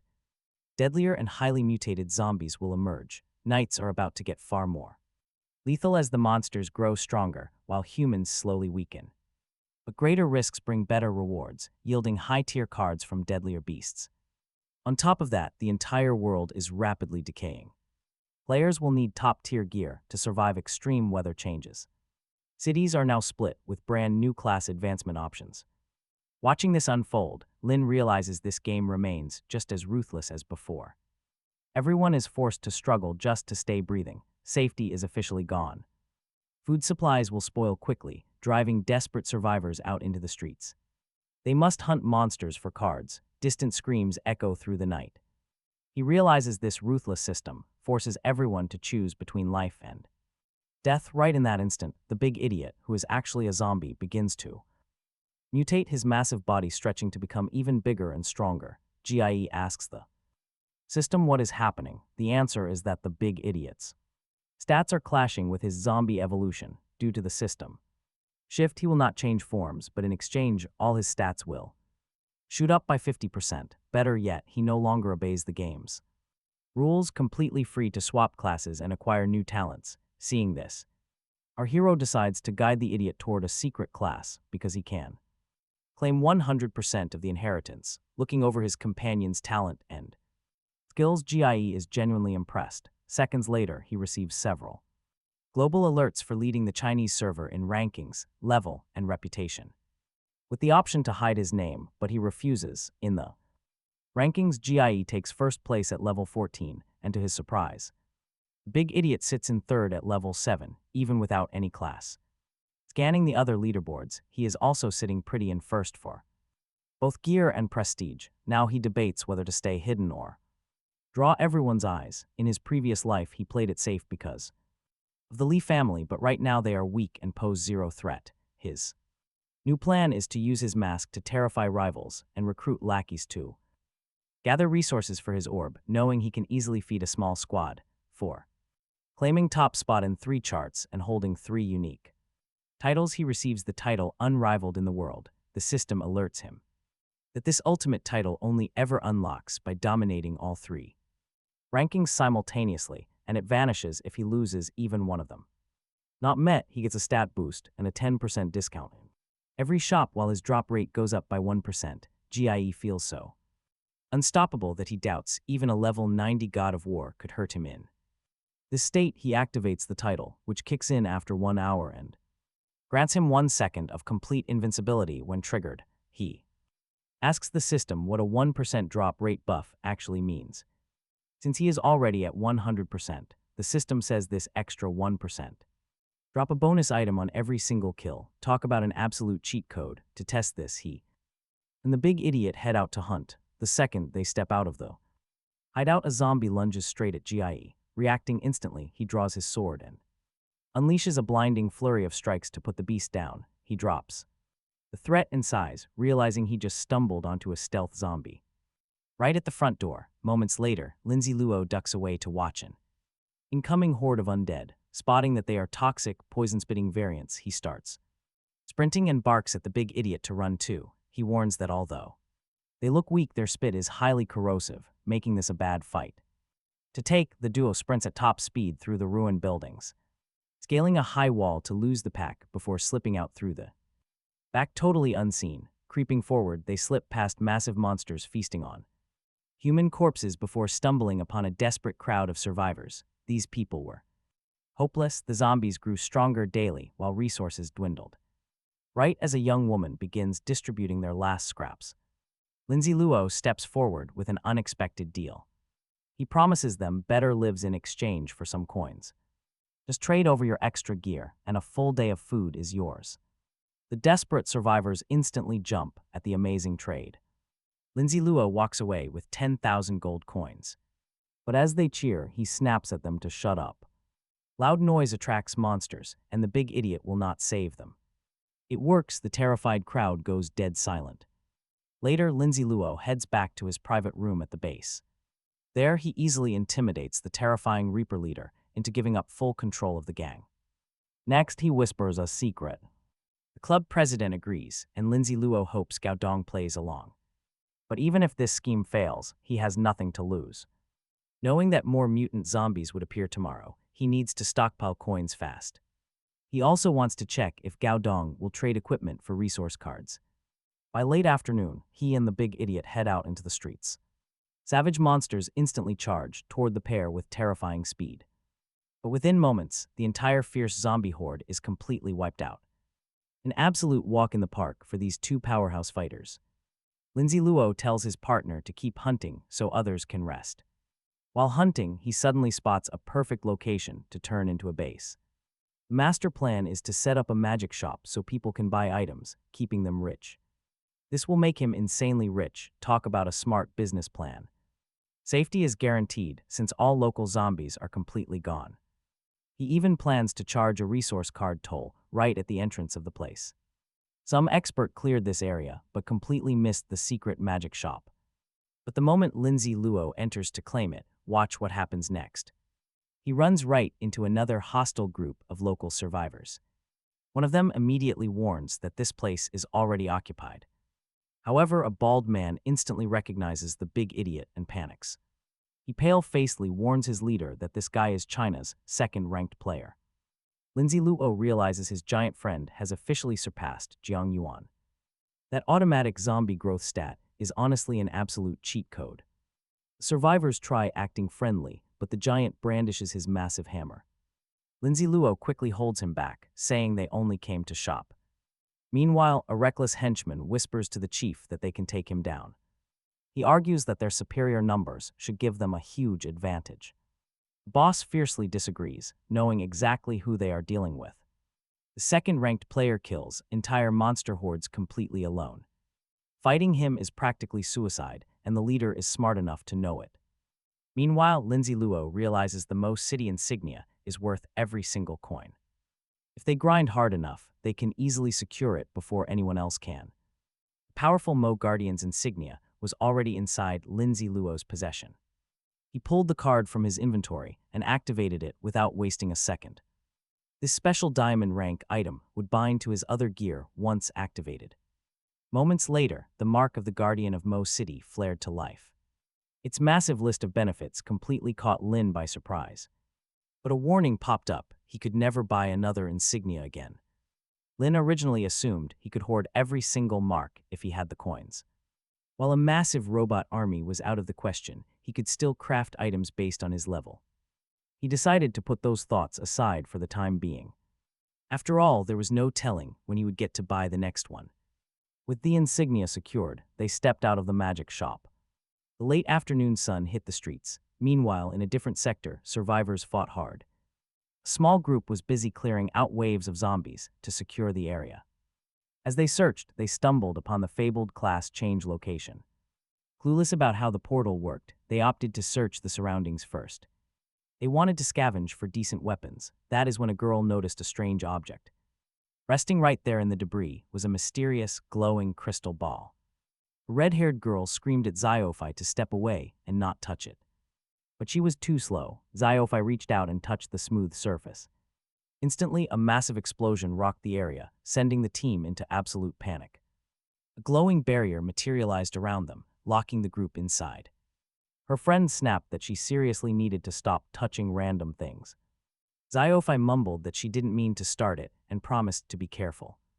Putting the blame aside, they focused entirely on finding a way to escape. Suddenly, a boy holding a lantern yelled a warning to his friends. Something was creeping up from behind. Then, a massive level 18 creature jumped. It landed right on them, triggering pure terror. The giant, red-eyed beast snarled at them, its back covered in sharp spikes. It took only a matter of seconds for the beast to wipe them out. With the team gone, the boss zombie sensed another presence entering the barrier. The monster unleashed a deafening, blood-curdling roar to warn the newcomer away. A thick plume of dark smoke billowed where the stranger had just walked. Up above, an observer muttered that this was what they got for being reckless. He warned his two companions not to make the same stupid mistake. Under no circumstances were they to touch anything strange out here. Right then, Lin and the big idiot finally reached the barrier. The trio on the ledge quickly scrambled to hide from the new arrivals. Crouching behind a stone pillar, they watched the masked youth and his giant ally. One onlooker wondered how these two had even managed to get in here. He resolved to get a much better look at them very soon.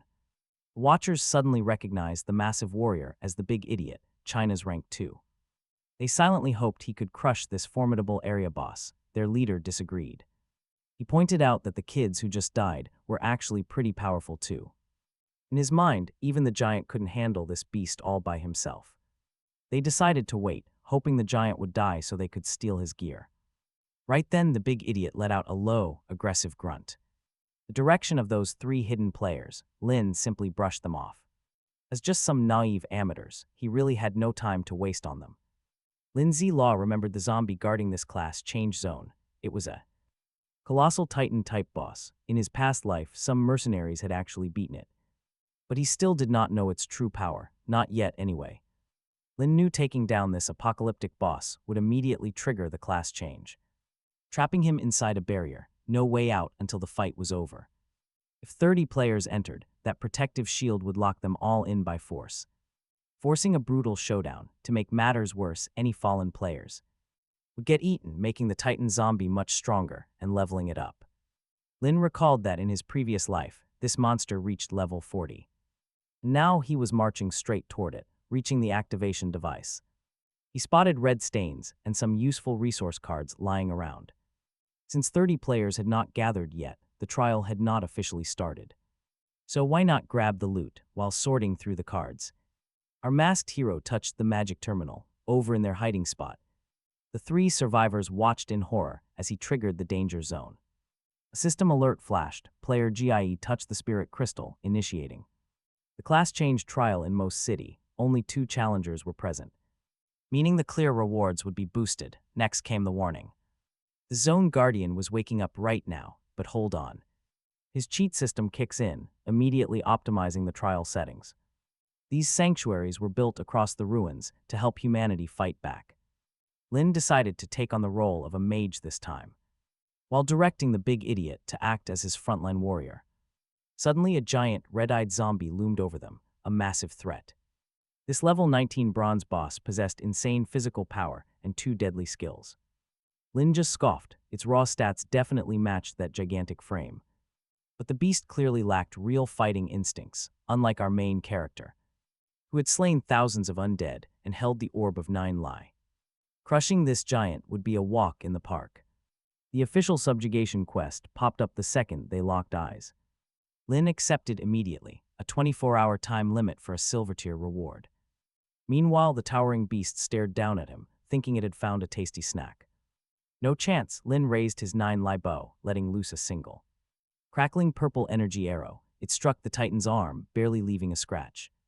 Time for backup. Lin ordered the big idiot to charge. The heavy summon swung its massive sledgehammer, but the giant blocked it effortlessly. But right as the heavy hammer connected, things got interesting. Frost started spreading rapidly across the giant's skin. It was the hidden trap.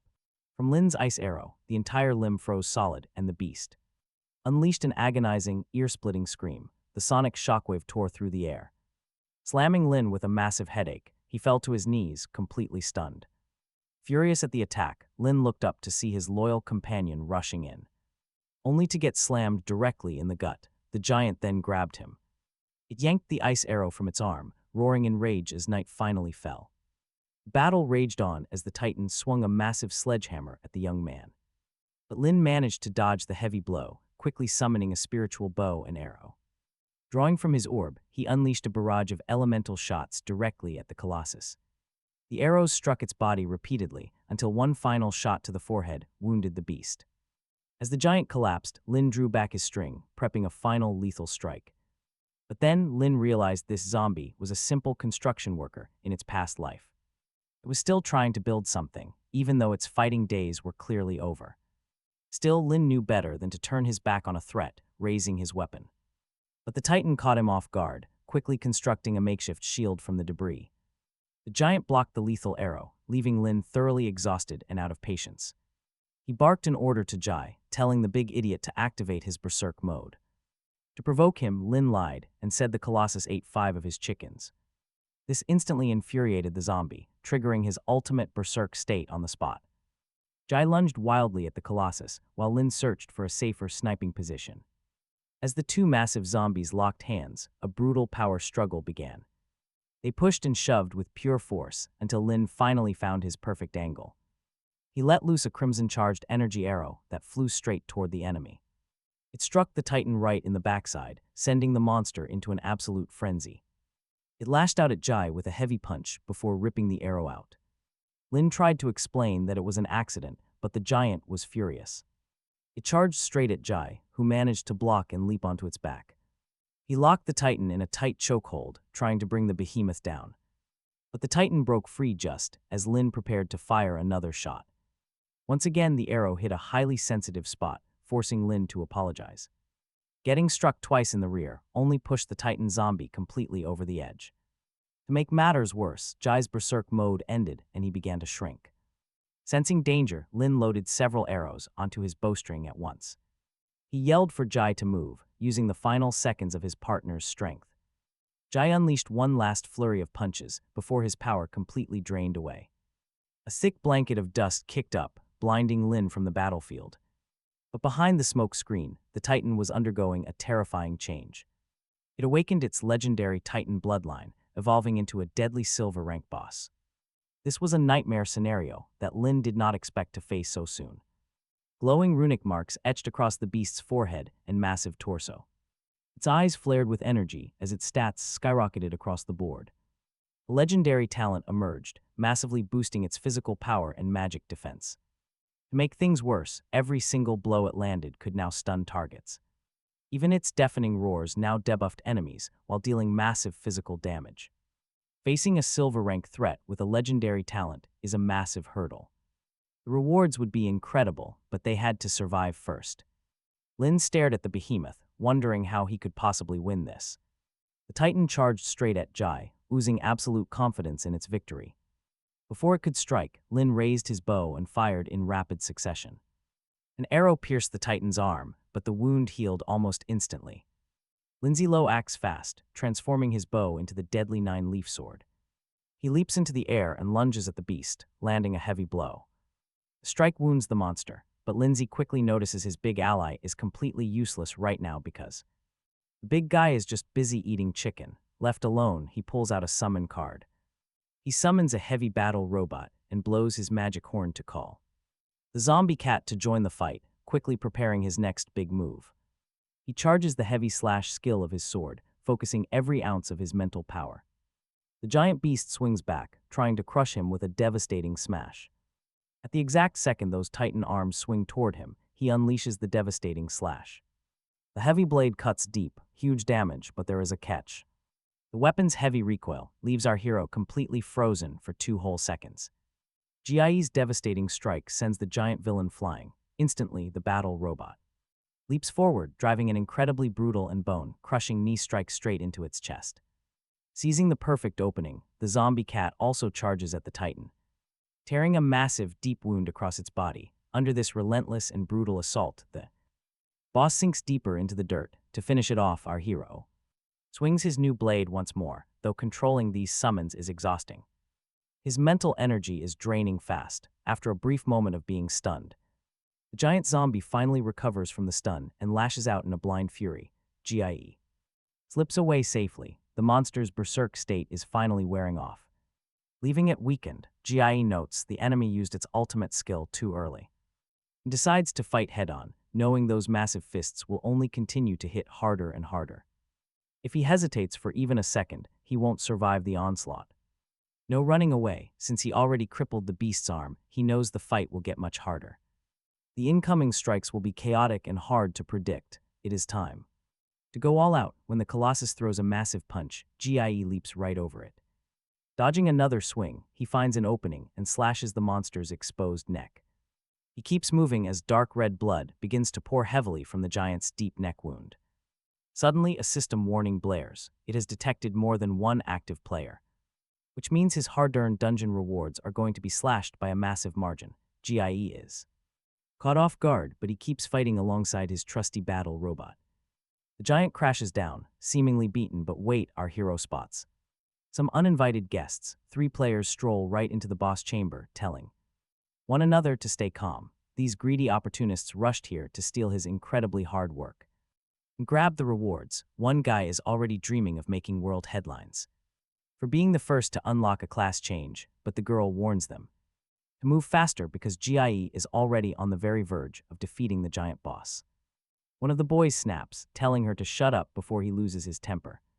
He even threatens her, leaving the helpless girl trembling in fear as she stops talking. Suddenly, GIE appears right behind them like a ghost. Terrified, they spin around and desperately claim to be his biggest fans, praising his absolutely insane and terrifying combat strength. They lie, saying they only brought friends to help him win, but GIE already saw them hiding in the shadows like cowards. He coldly asks why they only decided to show up now. With zero hesitation, he draws his sword to strike down these leeching hypocrites, wiping them out one by one. He coldly tells them he absolutely loathes people like that. The girl screams in total despair upon seeing so many brutal eliminations. Next, Lin locks his demonic gaze on the remaining survivors, forcing them to immediately attack each other. Honestly, Lin views them as scoundrels who only join the quest to leech rewards. Once the team is reduced to a single player, the system announces a massive boost to the rewards. Lin knows that if he enters quests with scaling group difficulty, he is as good as dead. Right then, the last surviving boy begs him. The boy cries out that Lin is a famous national hero, meaning it is his job to protect everyone, demanding to tag along for a small, fair share of the loot while warning that killing him would be a mistake. Lin simply does not care. He throws his sword and ends him. With another player wiped out, the system spikes the final payout once more. Lin coldly states that he never lets go of a grudge, and he is certainly no hero. He works strictly for himself, refusing to lift a finger for humanity while warning that anyone foolish enough to cross him will face immediate, ruthless elimination. Soon after, the system registers 2 more deaths, boosting the final rewards. Lin is highly annoyed that they tried to blackmail him with cheap morals, wondering why nobody stopped the Lee family from hunting him for the greater good. They are all just self-righteous hypocrites, which is why he put them down.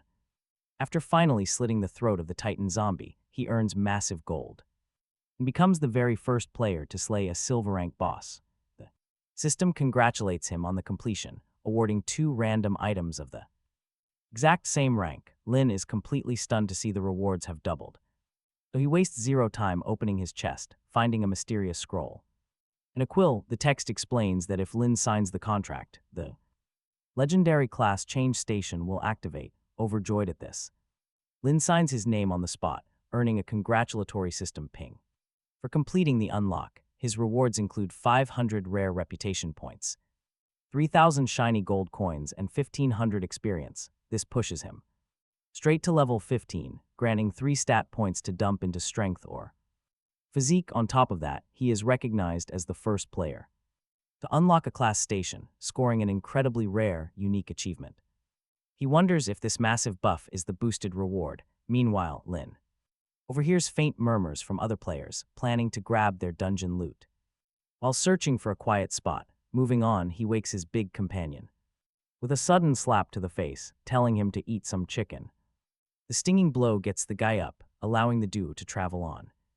Meanwhile, other players see a portal rip open in the sky, doubting if Lin actually beat the boss. They fear he triggered some hidden trap that will summon a deadlier monster to feed on them, but then a global server notification fires, announcing that Lin has slain the first silver rank boss, earning a legendary achievement and massive loot. A second server-wide announcement urges everyone to follow his path since he unlocked his class change, revealing that since the first ever class station is now online, every adventurer in Mo gets their experience gains and item drop rates doubled.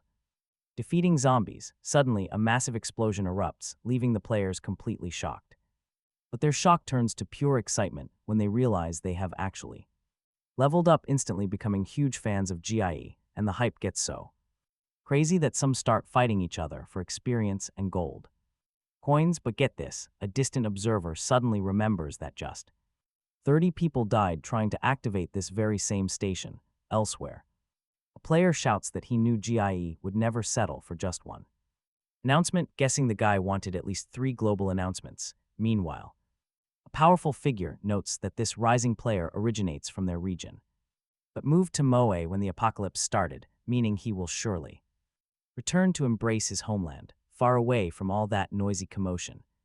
GIE and his giant companion inspect their status panels, and Lin Zilu sees he is level 16 with 12,000 gold and 6,000 reputation, and he proudly boasts about growing faster than any beginner protection period could allow. GIE wanted to keep a low profile, but now that is completely impossible. So he decides to claim his reward, opening the scroll once more. It reveals details of the overlord profession, offering incredible power to conquer everything. His basic attributes surge instantly, giving him extra points to dump straight into his mind stat. He also unlocks automatic item collection skill at level 1, but thanks to his cheat, it already starts at level 2. These fresh skills will definitely make things much easier. On top of that, the standard item drop rate for everyone is doubled. Plus, GIE's special title adds 1% more, pushing Lin Zilu's total drop rate to 201%, plus silver rank gear. Specifically some hidden battle armor and magic pants. This armor was designed to counter mages, cutting magic damage by 10% while his pants shave off 5% and boost his mind the moment he puts them on. Their stats activate, granting a total magic protection of 15%. And a solid boost to his overall attributes, seeing his agility. Mind stats lagging behind, he dumps his free points there, leaving them at 40 while keeping his other stats at 50. Next, he uses his 2 lucky draws from the cheat system. The first roll grants a minor strength potion, which feels pretty useless for any serious endgame battles. Honestly, these items seem kind of trash, but we all know it is fine, since he is wealthy enough to purchase whatever he wants. Checking his unique titles, he sees achievements for defeating a silver boss and being the first to change classes. Still, he figures his insane luck was mostly spent on unlocking the Overlord class, so any basic rewards following that are acceptable are still a pretty decent deal. Right after, he decides to use his 2 silver item rolls, praying to literally every god for some high-tier loot. First up is a unique scroll that lets him inherit his father's profession, raising his stats and making monster hunting way easier. GIE finds this scroll rather ordinary and useless for now, so he stashes it away, hoping it might come in handy later. Next, he cracks open a golden chest and claims some inventory expansion slots, plus extra experience points and gold. Beside his other loot, he gets Hua Cheng's watermelon knife, a gold-tier weapon boosting his strength, overall physique, and attack speed. It even increases headshot damage, while granting a very unique special skill. The stats are incredible, but the activation requirement is pure trash. He has to scream out incredibly cringy, embarrassing lines. Absolutely not. He decides to let his devouring orb consume the weapon instead. Time is running out. He has only 24 hours left and must use every second. To withstand the extreme physical strain, he quickly gulps down a recovery potion. Right on cue, the big idiot zombie appears, looking for his orders. Jia promises to weaken the monsters, leaving the easy kills for him. A promise of 20 zombie kills for a juicy roasted chicken. The delicious bribe works, the big idiot is practically drooling. Now action, Jia activates his signature weapon, the 9 Li orb. He transforms the orb into a sharp sword. He spots a bloated zombie ahead. One clean slash, the monster dissolves, leaving 3 high-level rewards behind. That was too easy. He orders his giant pet to hammer the ground. The giant pet obeys. A massive, earth-shaking slam rattles the entire area. The noise is loud enough to wake the dead. Hordes are coming. Perfect, Jia effortlessly slaughters level 7 zombies, collecting valuable coins. Meanwhile, far away, powerful figures are staring at the item rankings in shock. They notice Jia holds an incredibly rare diamond class outfit. Seeing this high-tier armor, the ruthless Han family patriarch narrows his eyes. He deduces that Jia must have soloed the silver rank boss. An arrogant young master scoffs, declaring he wants to meet this nobody. The patriarch warns him to be quiet, but the boy just sneers in response. He boldly claims those old family heads are completely beneath his notice. Even worse, he calls Li Heabo weak, a useless dog in this apocalypse. The patriarch ignores the disrespect. His eyes remain fixed on Jia. How could a completely unknown guy suddenly rise to become the strongest in China? It makes no sense. He wants this prodigy captured or recruited. Their plan is to track Jia down and manipulate him into joining them. The white-haired boy smiles. This chaotic new era belongs to them. He realizes the apocalypse is the perfect chance to build an empire. They will exploit the chaos and rule over the ruins of humanity. The old man nods. If Jia refuses, they will simply take his gear. A corpse does not need legendary diamond armor, after all. Meanwhile, other players struggle. The zombie hordes are growing more brutal. But the rewards are rising, too. A strange girl watches from the dark. Clutching a massive scythe, she is ready to hunt down other players. Back in his hotel, Jia calmly watches the streets, spinning his orb. He checks the system and notices his rival, Zhang Yuan, is ranking surprisingly low. This changes things. Jia will have to work even harder now.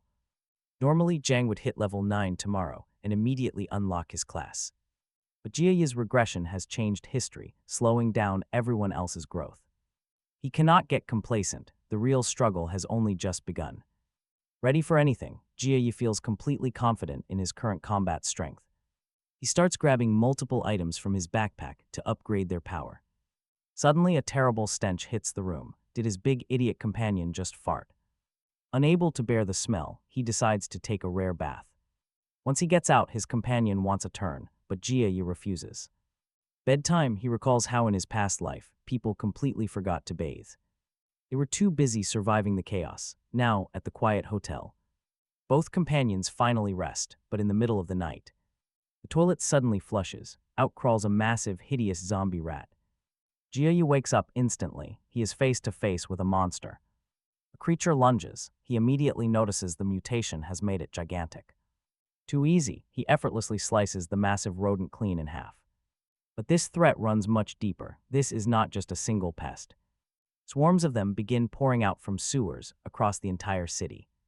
Terrified players on the streets start running. Many are instantly cut down. Rats spread absolute chaos. Soon, they begin scratching frantically at the hotel door.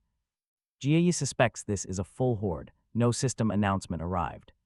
It is an unannounced invasion, not just some random pest gathering. He figures this is another chaotic butterfly effect of his regression. He decides to check outside. This emergency needs his immediate attention. At first, he does not see that many rats on the road. He keeps watching. Did he exaggerate the level of threat this time? Still, that massive rumbling noise could not possibly come from a few pests. Right on cue, a deafening roar echoes, confirming his worst suspicions. And just like that, an absolute nightmare of a horde comes pouring out. Zombie rats flood the streets. They are moving with eerie, orderly precision. He realizes they must be controlled by some high-level boss monster. This fight looks incredibly tough. He decides to retreat with the big idiot. Unlocking the back door, the two companions slip quietly out into the night.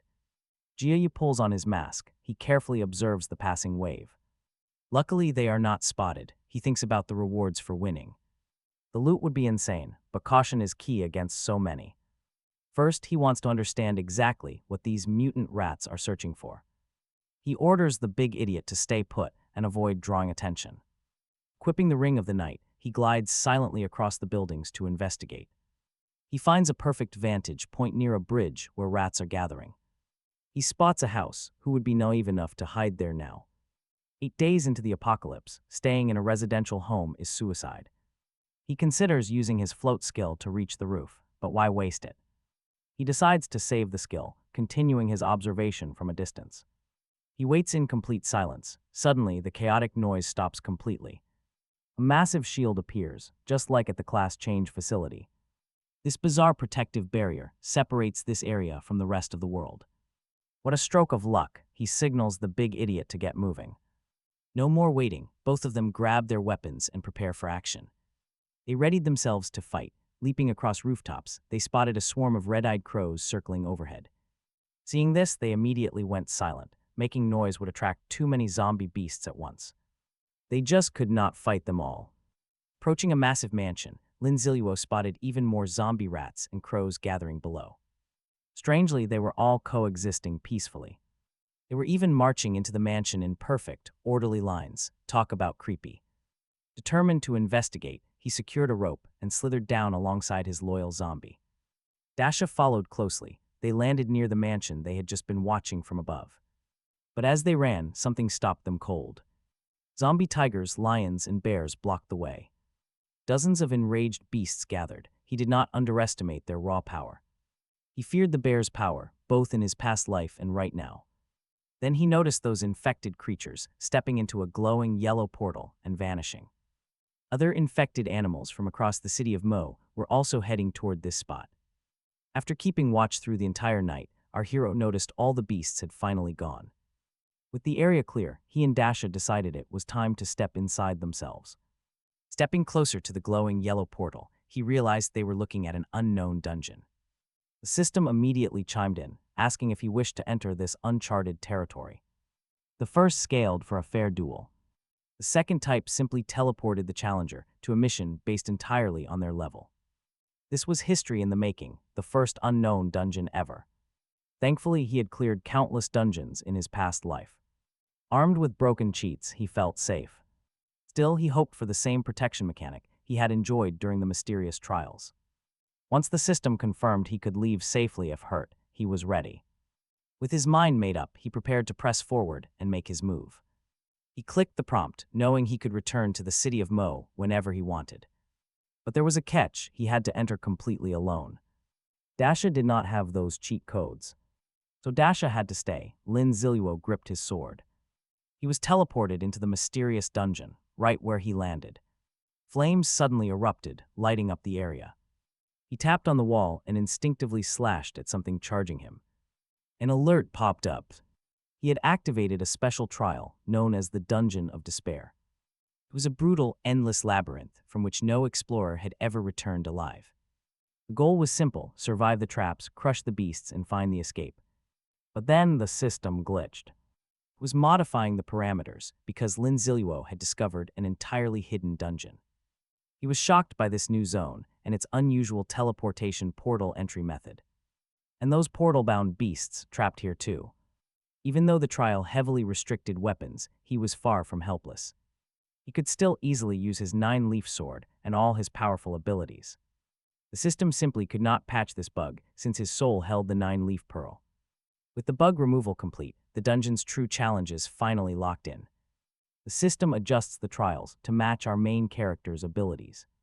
Massive stone walls rise, prompting him to think the difficulty dropped. But since he broke in early, the dangers ahead will spike. Threat levels increase by 50%, forcing him to reconsider everything. Suddenly, a notification appears offering him a chance to abort the mission. By pressing a glowing button, this is his exit from the labyrinth of despair. Our hero presses it, but the moment his sword leaves the scabbard, a deadly trap triggers, sending a sharp arrow flying straight at him. Startled, he defends himself with his blade, but the heavy impact pushes him back several steps.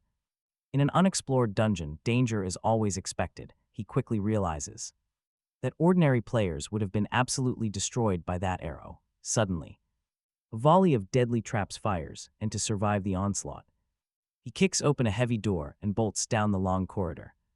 Feeling relieved, he considers collecting some of those fallen arrows for ammunition. But when he holds his weapon near the launcher, the mechanisms freeze.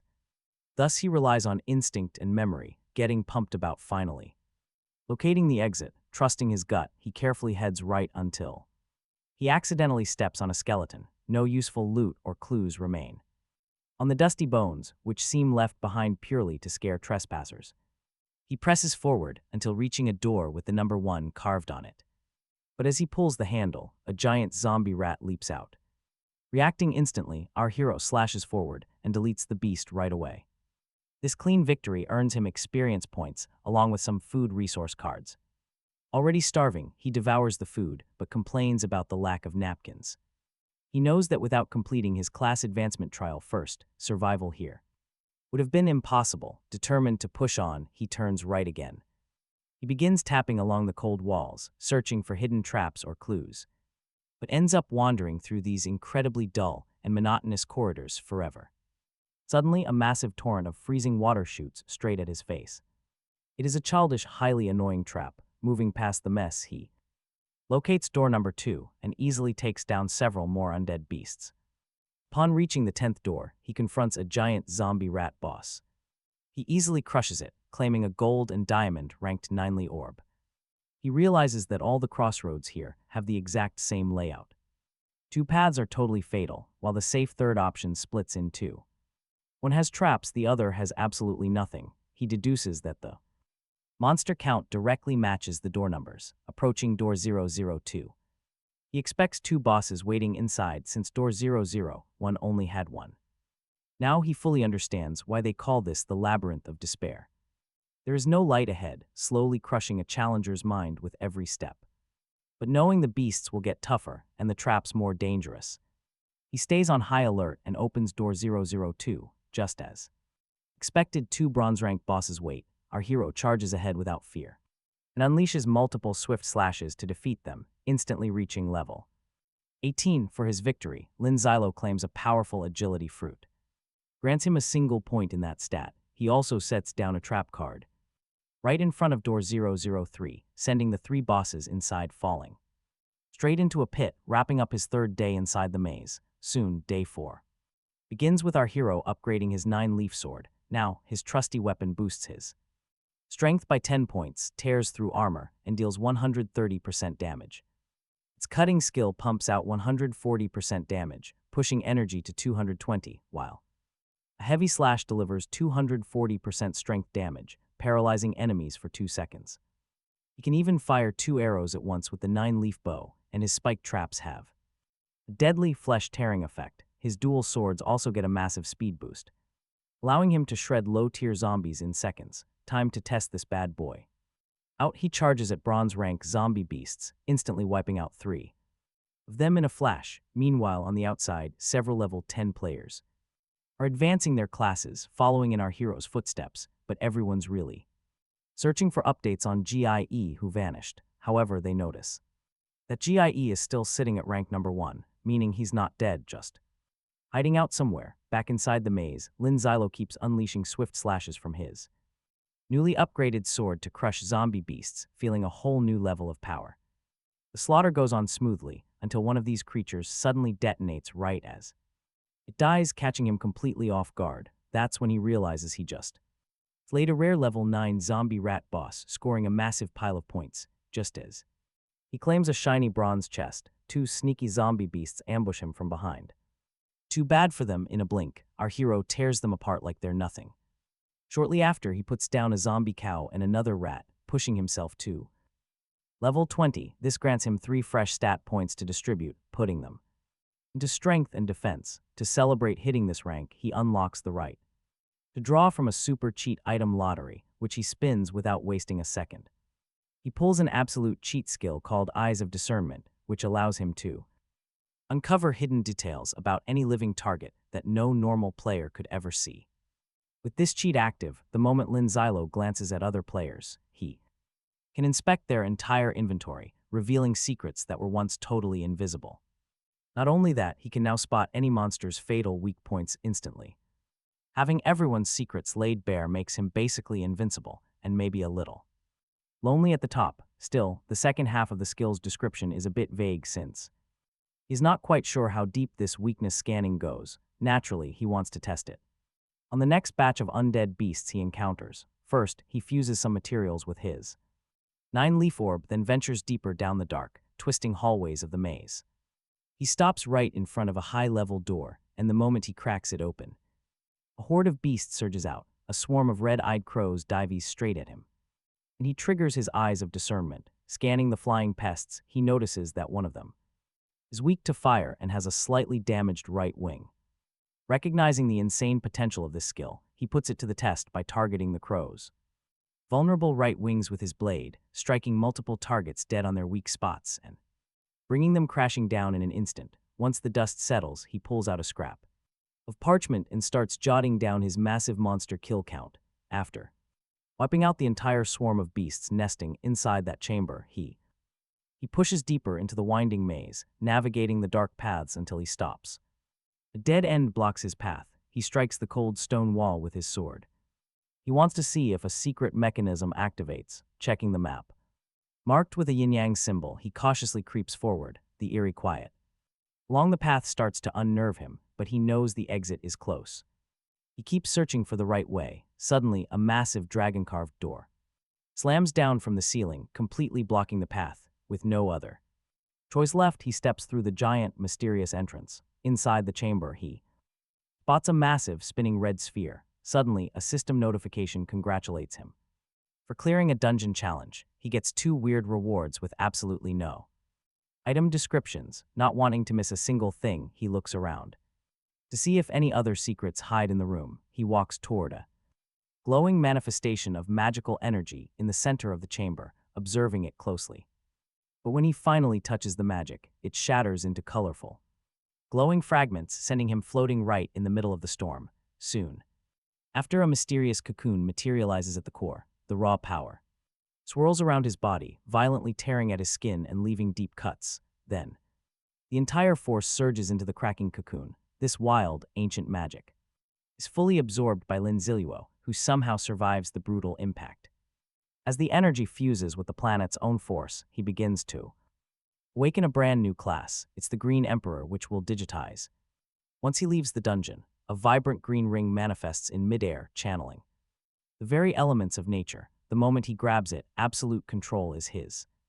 He gains the power to manipulate both fire and water easily, with even more elements unlocking soon. He's practically unstoppable now, and he can't wait to see what comes next. But right after his class change, the poorly built chamber starts crumbling around him. Realizing the danger, he quickly clicks the option to escape the labyrinth of despair. Right after teleporting out, he pulls out his cell phone and spots something shocking. 2 whole weeks have passed while he was inside the dungeon. Panicking, he rushes back to feed the big idiot, left starving all this time. He realizes the loyal zombie hasn't moved an inch since he left. Seeing the poor guy starving, he grabs a fresh chicken to feed him. During the last 2 weeks, the other players have leveled up significantly and are nearly catching up. Well, it's time for him and his zombie pal to show off. Meanwhile, another top player, Zhang Yuanjian, finally hits level 18, just 2 levels behind Lin Zilu. He thinks he's finally surpassed Jai, but is absolutely shocked to see Jai suddenly jump to level 20. Other players instantly celebrate Jai's epic return, seeing him as a symbol of hope. One wonders why the big idiot fell off the leaderboard, leaving everyone utterly baffled. By seeing the top player back at level 20, the system then announces he left the dungeon possessing both the Green Emperor and Supreme Lord classes, pushing his raw attributes past 80 and 90 points. This class boost, combined with his energy beads, finally lets him activate the 9 trigrams. He even acquires the 8 trigrams pendant, complete with the yin-yang symbol, a special symbol that granted him total mental control over both fire and water. With this, his potential was boundless as he manipulated the elements freely, giving him perfectly balanced attributes and fusing his 2 classes together. This fusion unlocked countless skills, but meanwhile, his big idiot companion was starving and exhausted, tearing at his own clothes in absolute frustration. Jai noticed his pet zombie, Dasha, was still stuck at level 16. So he ordered him to transform and show off his true raw power. Obeying immediately, Dasha smashed the ground, coating his fist in solid stone. As a tyrant class, the zombie gained incredible strength and elemental manipulation. Soon after, Jai drew more bronze items and unlocked a duplicate skill. Since he already had zombie control, it instantly upgraded to level 2. With all these passive bonuses stacking up, he felt absolutely invincible. While traveling to Mo City, a system notification popped up in front of him. The combat event was ending, and players were already claiming silver rank rewards. Jai was stunned because the event had barely started when he first entered. Apparently, the event triggered once 30% of the city reached level 10. Battles took place in a set location, scaling rewards based on contribution. Jai decided this was the perfect chance to test his limits and level up. Jai and his giant companion decided to join in and farm some levels. He told Dasha to smash the ground with his heavy sledgehammer. The giant complied, shattering the earth and wrapping himself in defensive rocks. Right ahead of them, a massive horde of zombies came charging furiously. To face the threat, Jai unleashed a ranged slash with his 9-leaf sword. While the slash tore through them, the big idiot charged in, hammer raised. Leaping high into the air, he brought the heavy weapon down with crushing force. This single, ground-shaking impact instantly pulverized the remaining monsters. Within moments, the duo had completely wiped out the entire zombie horde. Catching his breath on the curb, Jai pulled out a fireball spell scroll. Luckily, he had kept this scroll, instead of letting his orb absorb it. Learning the spell was a breeze, and he soon wrapped his body in flames. He could manipulate the fire energy at will, shaping it in his hands. He tested molding the fire into various shapes, but suddenly lost control. The magic backfired, engulfing him in a massive, roaring blaze. Unharmed by the fire, Jai simply shrugged it off and kept practicing. Eventually, he grew tired of manually controlling the flames with his hands.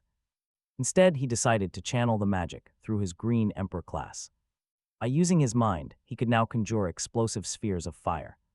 The spell's damage scaled directly with his mind attribute. Jai tested his new skill and was impressed by its sheer power. It was amazing that a single scroll could teach him a whole spell.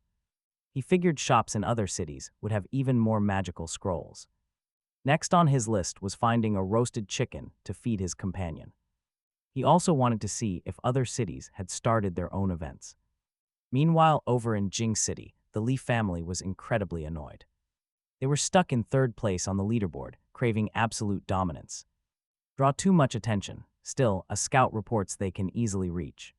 Second place, though, he is seriously worried about Zhang Yuan, the patriarch. Then asks if a fight to the death is really required, but the scout explains that Zhang Yuan commands a massive army. Still, he reassures the chief, saying, "The 3 grand families are united. Zhang Yuan will not dare strike first."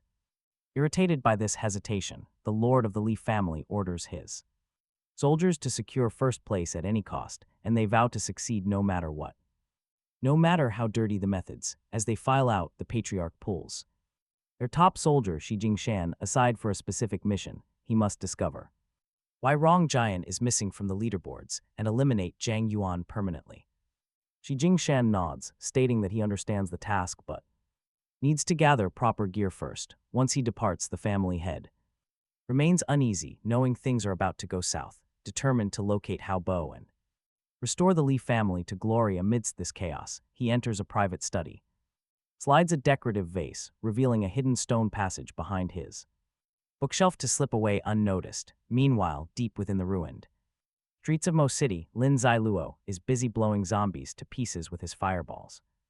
A fast zombie leaps to ambush him from behind, but his instincts are too sharp. Spinning around instantly with his blade drawn, he delivers a lightning-fast and flawless slash, decapitating the monster instantly. This quick victory allows him to finally reach level 21, granting him 4 new stat points to allocate.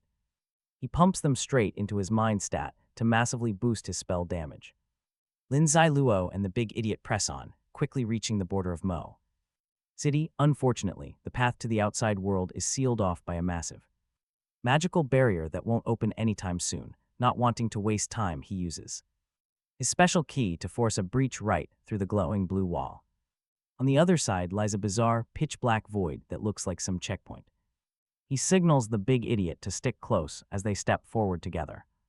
Crossing the boundary, they find themselves standing inside a completely blank, quiet chamber. Out of nowhere, a system alert warns them that they have violated severe server rules and will be forcefully returned to Mo City, but Lin Zilu sees an opportunity. He and the big idiot request a transfer straight to Jing City instead, pointing out that the next event is there, and let's face it, teleporting beats walking every single day.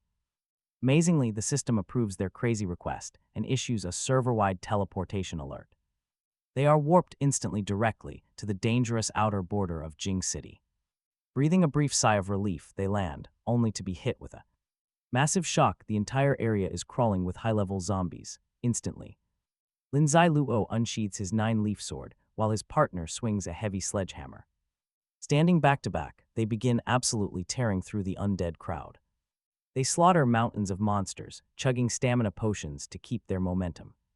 Thanks to the massive grind, Lin Zilu climbs to level 22, gaining 5 fresh attribute points. Suddenly, a blood-curdling roar echoes from the shadows. They bolt at maximum speed, a colossal, raging horde of mutated zombies snapping at their heels. Looking for a quick escape, they slide down a nearby street manhole and slam the heavy iron lid shut, in the process, Jai clumsily. Jai's giant companion gets hurt, forcing them to wait for his recovery before moving on. Escaping won't be easy. The system dropped them here on purpose. This is a clear warning that surviving Jing City is going to be a nightmare. Yet Jai feels pretty good seeing his main stats creeping closer to 100. To boost his power, he pulls a ring, bracelets, and a rare glove from inventory. These inventory items are guaranteed to raise his stats even higher. Sure, equipping them carries a heavy risk, but he needs that extra strength. Next, he hands a small space ring to Dasha, so the big guy has his own setup. Now Dasha can carry his own food supply and boost cards around in his inventory. Fully geared up, they simply wait for sunrise to push forward. During the wait, a nearby player recognizes Jai and calls out to him. He asks if Jai is entering the local event, and Jai calmly nods in agreement. Thrilled by the chance meeting, the guy suggests that they travel as a team. Dasha's absolute silence feels a bit weird to him, but Jai brushes it off. Jai explains that his giant partner just does not talk, which works well enough for him. Having slept through the system alert, Jai needs a quick update. The player leans in close, whispering that this upcoming event determines the city's entire future. He got the leak from a childhood friend inside. Jai wonders what is really happening behind closed doors. Have the government and the 3 great families formed some fake peace? They might be carving up control. He recalls his past life. Jing City was different. Jing City became peaceful first, while players elsewhere were still desperately fighting to survive. Back then, a strict ranking system ruled over every single survivor in the city. Military, government, and 3 massive families ruled supreme. If history is exactly the same as before, Jai already has a plan. And honestly, that is a massive advantage for him. Still, how does a low-level guard know these secrets? Something feels off here. He thanks the soldier for the tip anyway. Jai promises to return the favor, offering some prime resource cards. He decides to offer them at 90 gold coins each, asking how many cards the boy wants. The young guard is absolutely thrilled, since these cards normally go for over 100 coins. This is basically charity, and Jai quickly sells 3 of his cards. He pockets 270 gold coins from the transaction. Nearby, a group of girls watch Jai with absolute admiration in their eyes. One of them steps up to ask if she can buy some resource cards too. He explains the special discount was for the guard's helpful information. Though they do not qualify, he offers a price of 95 coins. That is still an incredible bargain, so they happily buy the resource cards. This convenient deal saves them from having to make a tedious trip to the city shops. Seeing a golden opportunity, Jai announces a huge flash sale for 1 hour. He offers his stack of resource cards for 95 gold coins each. The young guard watches him, thinking Jai is a genuinely kind person. In reality, Jai lost Mo's Medal of Honor before because he was totally broke. He needs to earn enough gold to secure the Jing medal. Soon, they leave. Meanwhile, a shady figure alerts their boss that the targets are nearby. There is danger, but the boss shrugs it off, saying Big Idiot is in the top 5. He is highly ranked and surrounded by experts, so there is zero reason to worry. The subordinate reports that Leopard sent 2 men ahead to gather for the class change. He thinks that even if Big Idiot is strong, he cannot survive a massive crowd. He wants to team up for a massive payout, but the hooded man steps in. Zio Shu is finished. He was simply a massive disappointment. He wants to see how many fools will follow Leopard and bite the bait. He is also incredibly curious about Jia, the man Big Idiot willingly follows. Soon, a random kid runs up to Jia, begging him to stop and listen. He warns them that the city streets at night are crawling with dangerous zombies. Claiming to know a secure shelter for the night, he tells them to follow. Jia halts. He senses a host of hostile players nearby. He confronts the hidden figures, telling them to hurry up if they want to rob them. He has no time to waste, counting 32 advanced class players surrounding them. The thugs sneer, claiming that Jia and Big Idiot cannot escape. They made the mistake of doing business right in the middle of gang territory. Now they demand half of tonight's earnings, along with all their resource cards. They warn the duo not to resist, or things will get incredibly violent. Jia acts. He calls forth his blade with cold focus. He is not about to let some street punks waste his precious time. He pulls out his special dagger, which packs a massive 200% damage boost. Before Jia can even move, Big Idiot erupts with an explosive surge of energy. He charges the thugs in a total rage, swinging his heavy sledgehammer right at them. He shatters the first enemy's teeth instantly, leaving their leader absolutely furious. The boss screams for his crew to tear these two apart without mercy. Jia just smiles, mocking them for thinking a class change makes them invincible. Defeating mindless zombies is nothing compared to facing China's two strongest survivors. With a swift motion, Jia lunges forward with his jagged dagger. He cuts down a thug effortlessly, then unleashes his water magic to form a barrier. A massive wave blasts outward. The attackers freeze in pure shock. It does not deal lethal damage, but it proves his mastery over elements. He calmly asks if they still want to fight, further insulting their pride. The bald leader roars for their absolute annihilation, but Jia is already moving. His blade glows with a sharp purple aura as he prepares a devastating strike. Slash, he cuts down multiple targets in a single blink. Another massive swing sends more bodies flying, leaving a survivor completely paralyzed with fear. He cannot believe Jia can obliterate players with just one strike. He screams a frantic warning, but Jia already throws his spinning sword. The blade slices through another target before returning smoothly to his hand. He stops. Does anyone else want to try their luck? Terrorized, several thugs drop to their knees, begging and crying about their families. Jia offers a cold smile, saying mercy is always on the table. A man named Li Haobo steps up, swearing on his life to cooperate. Jia demands a steep tribute in exchange for letting them walk away alive. Trembling, the thieves quickly empty their pockets, piling up gold and rare loot. The giant bald leader tries to sneak off, but scurries back once they spot him. Shaking in fear, he begs for mercy and promises to hand over all his gear. But Jai tells his zombie buddy to leave none of them alive. Obeying the order, the brute swings his sledgehammer, crushing everyone in sight, yet the few survivors swear to avenge their fallen leader, with one survivor harboring a deep, burning hatred for the bald coward. Meanwhile, a mysterious hooded figure watches the entire bloodbath unfold from the rooftop above. Whispering that the power balance in Jing City is about to shift, suddenly the observer draws a gun and fires a loud warning shot right into the sky, which instantly alerts Jai, making him realize he has just annoyed the wrong person. Meanwhile, other survivors are reaching the heavily fortified safe zone of G City, which Jai expected. It makes sense that the capital would construct such a secure sanctuary in under a month. He remembers that real identification is required to enter the area, meaning both he and his giant zombie friend will easily be exposed. Knowing that hurriedly built fortress must have some weak points, he decides to seek another way inside. An hour later, he and his big zombie companion stumble upon a hidden entrance. They mask up and start sneaking in through a hidden passage behind the wall. Once inside, Jai tells his zombie buddy to find a map of Jing City, and the brute surprisingly snatches one up right away. Our protagonist studies the layout, picking his destination, the massive sports arena, where the upcoming solo fighting tournament will be held. Nearby, they overhear some chatter. A few local youths are talking about making it big in this dangerous city, even bringing up a powerful figure named Zheng who was recently promoted to general. They Gossip that Zhang Yuanjiang has been feeling quite under the weather lately. Jai Ai is instantly curious about this because he vividly remembers his past life. In that past life, General Zhang surprisingly finished in third place, despite holding the absolute #1 rank. But one of the young men scoffs, claiming it is just a groundless rumor. A rumor spread on purpose by the bookies to rig the entire game.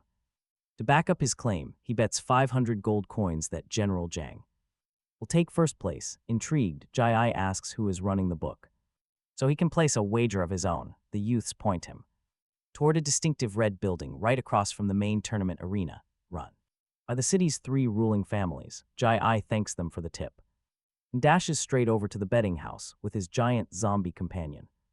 With just 3 hours left before the grand combat tournament begins, they push through the crowd and head directly to the front counter.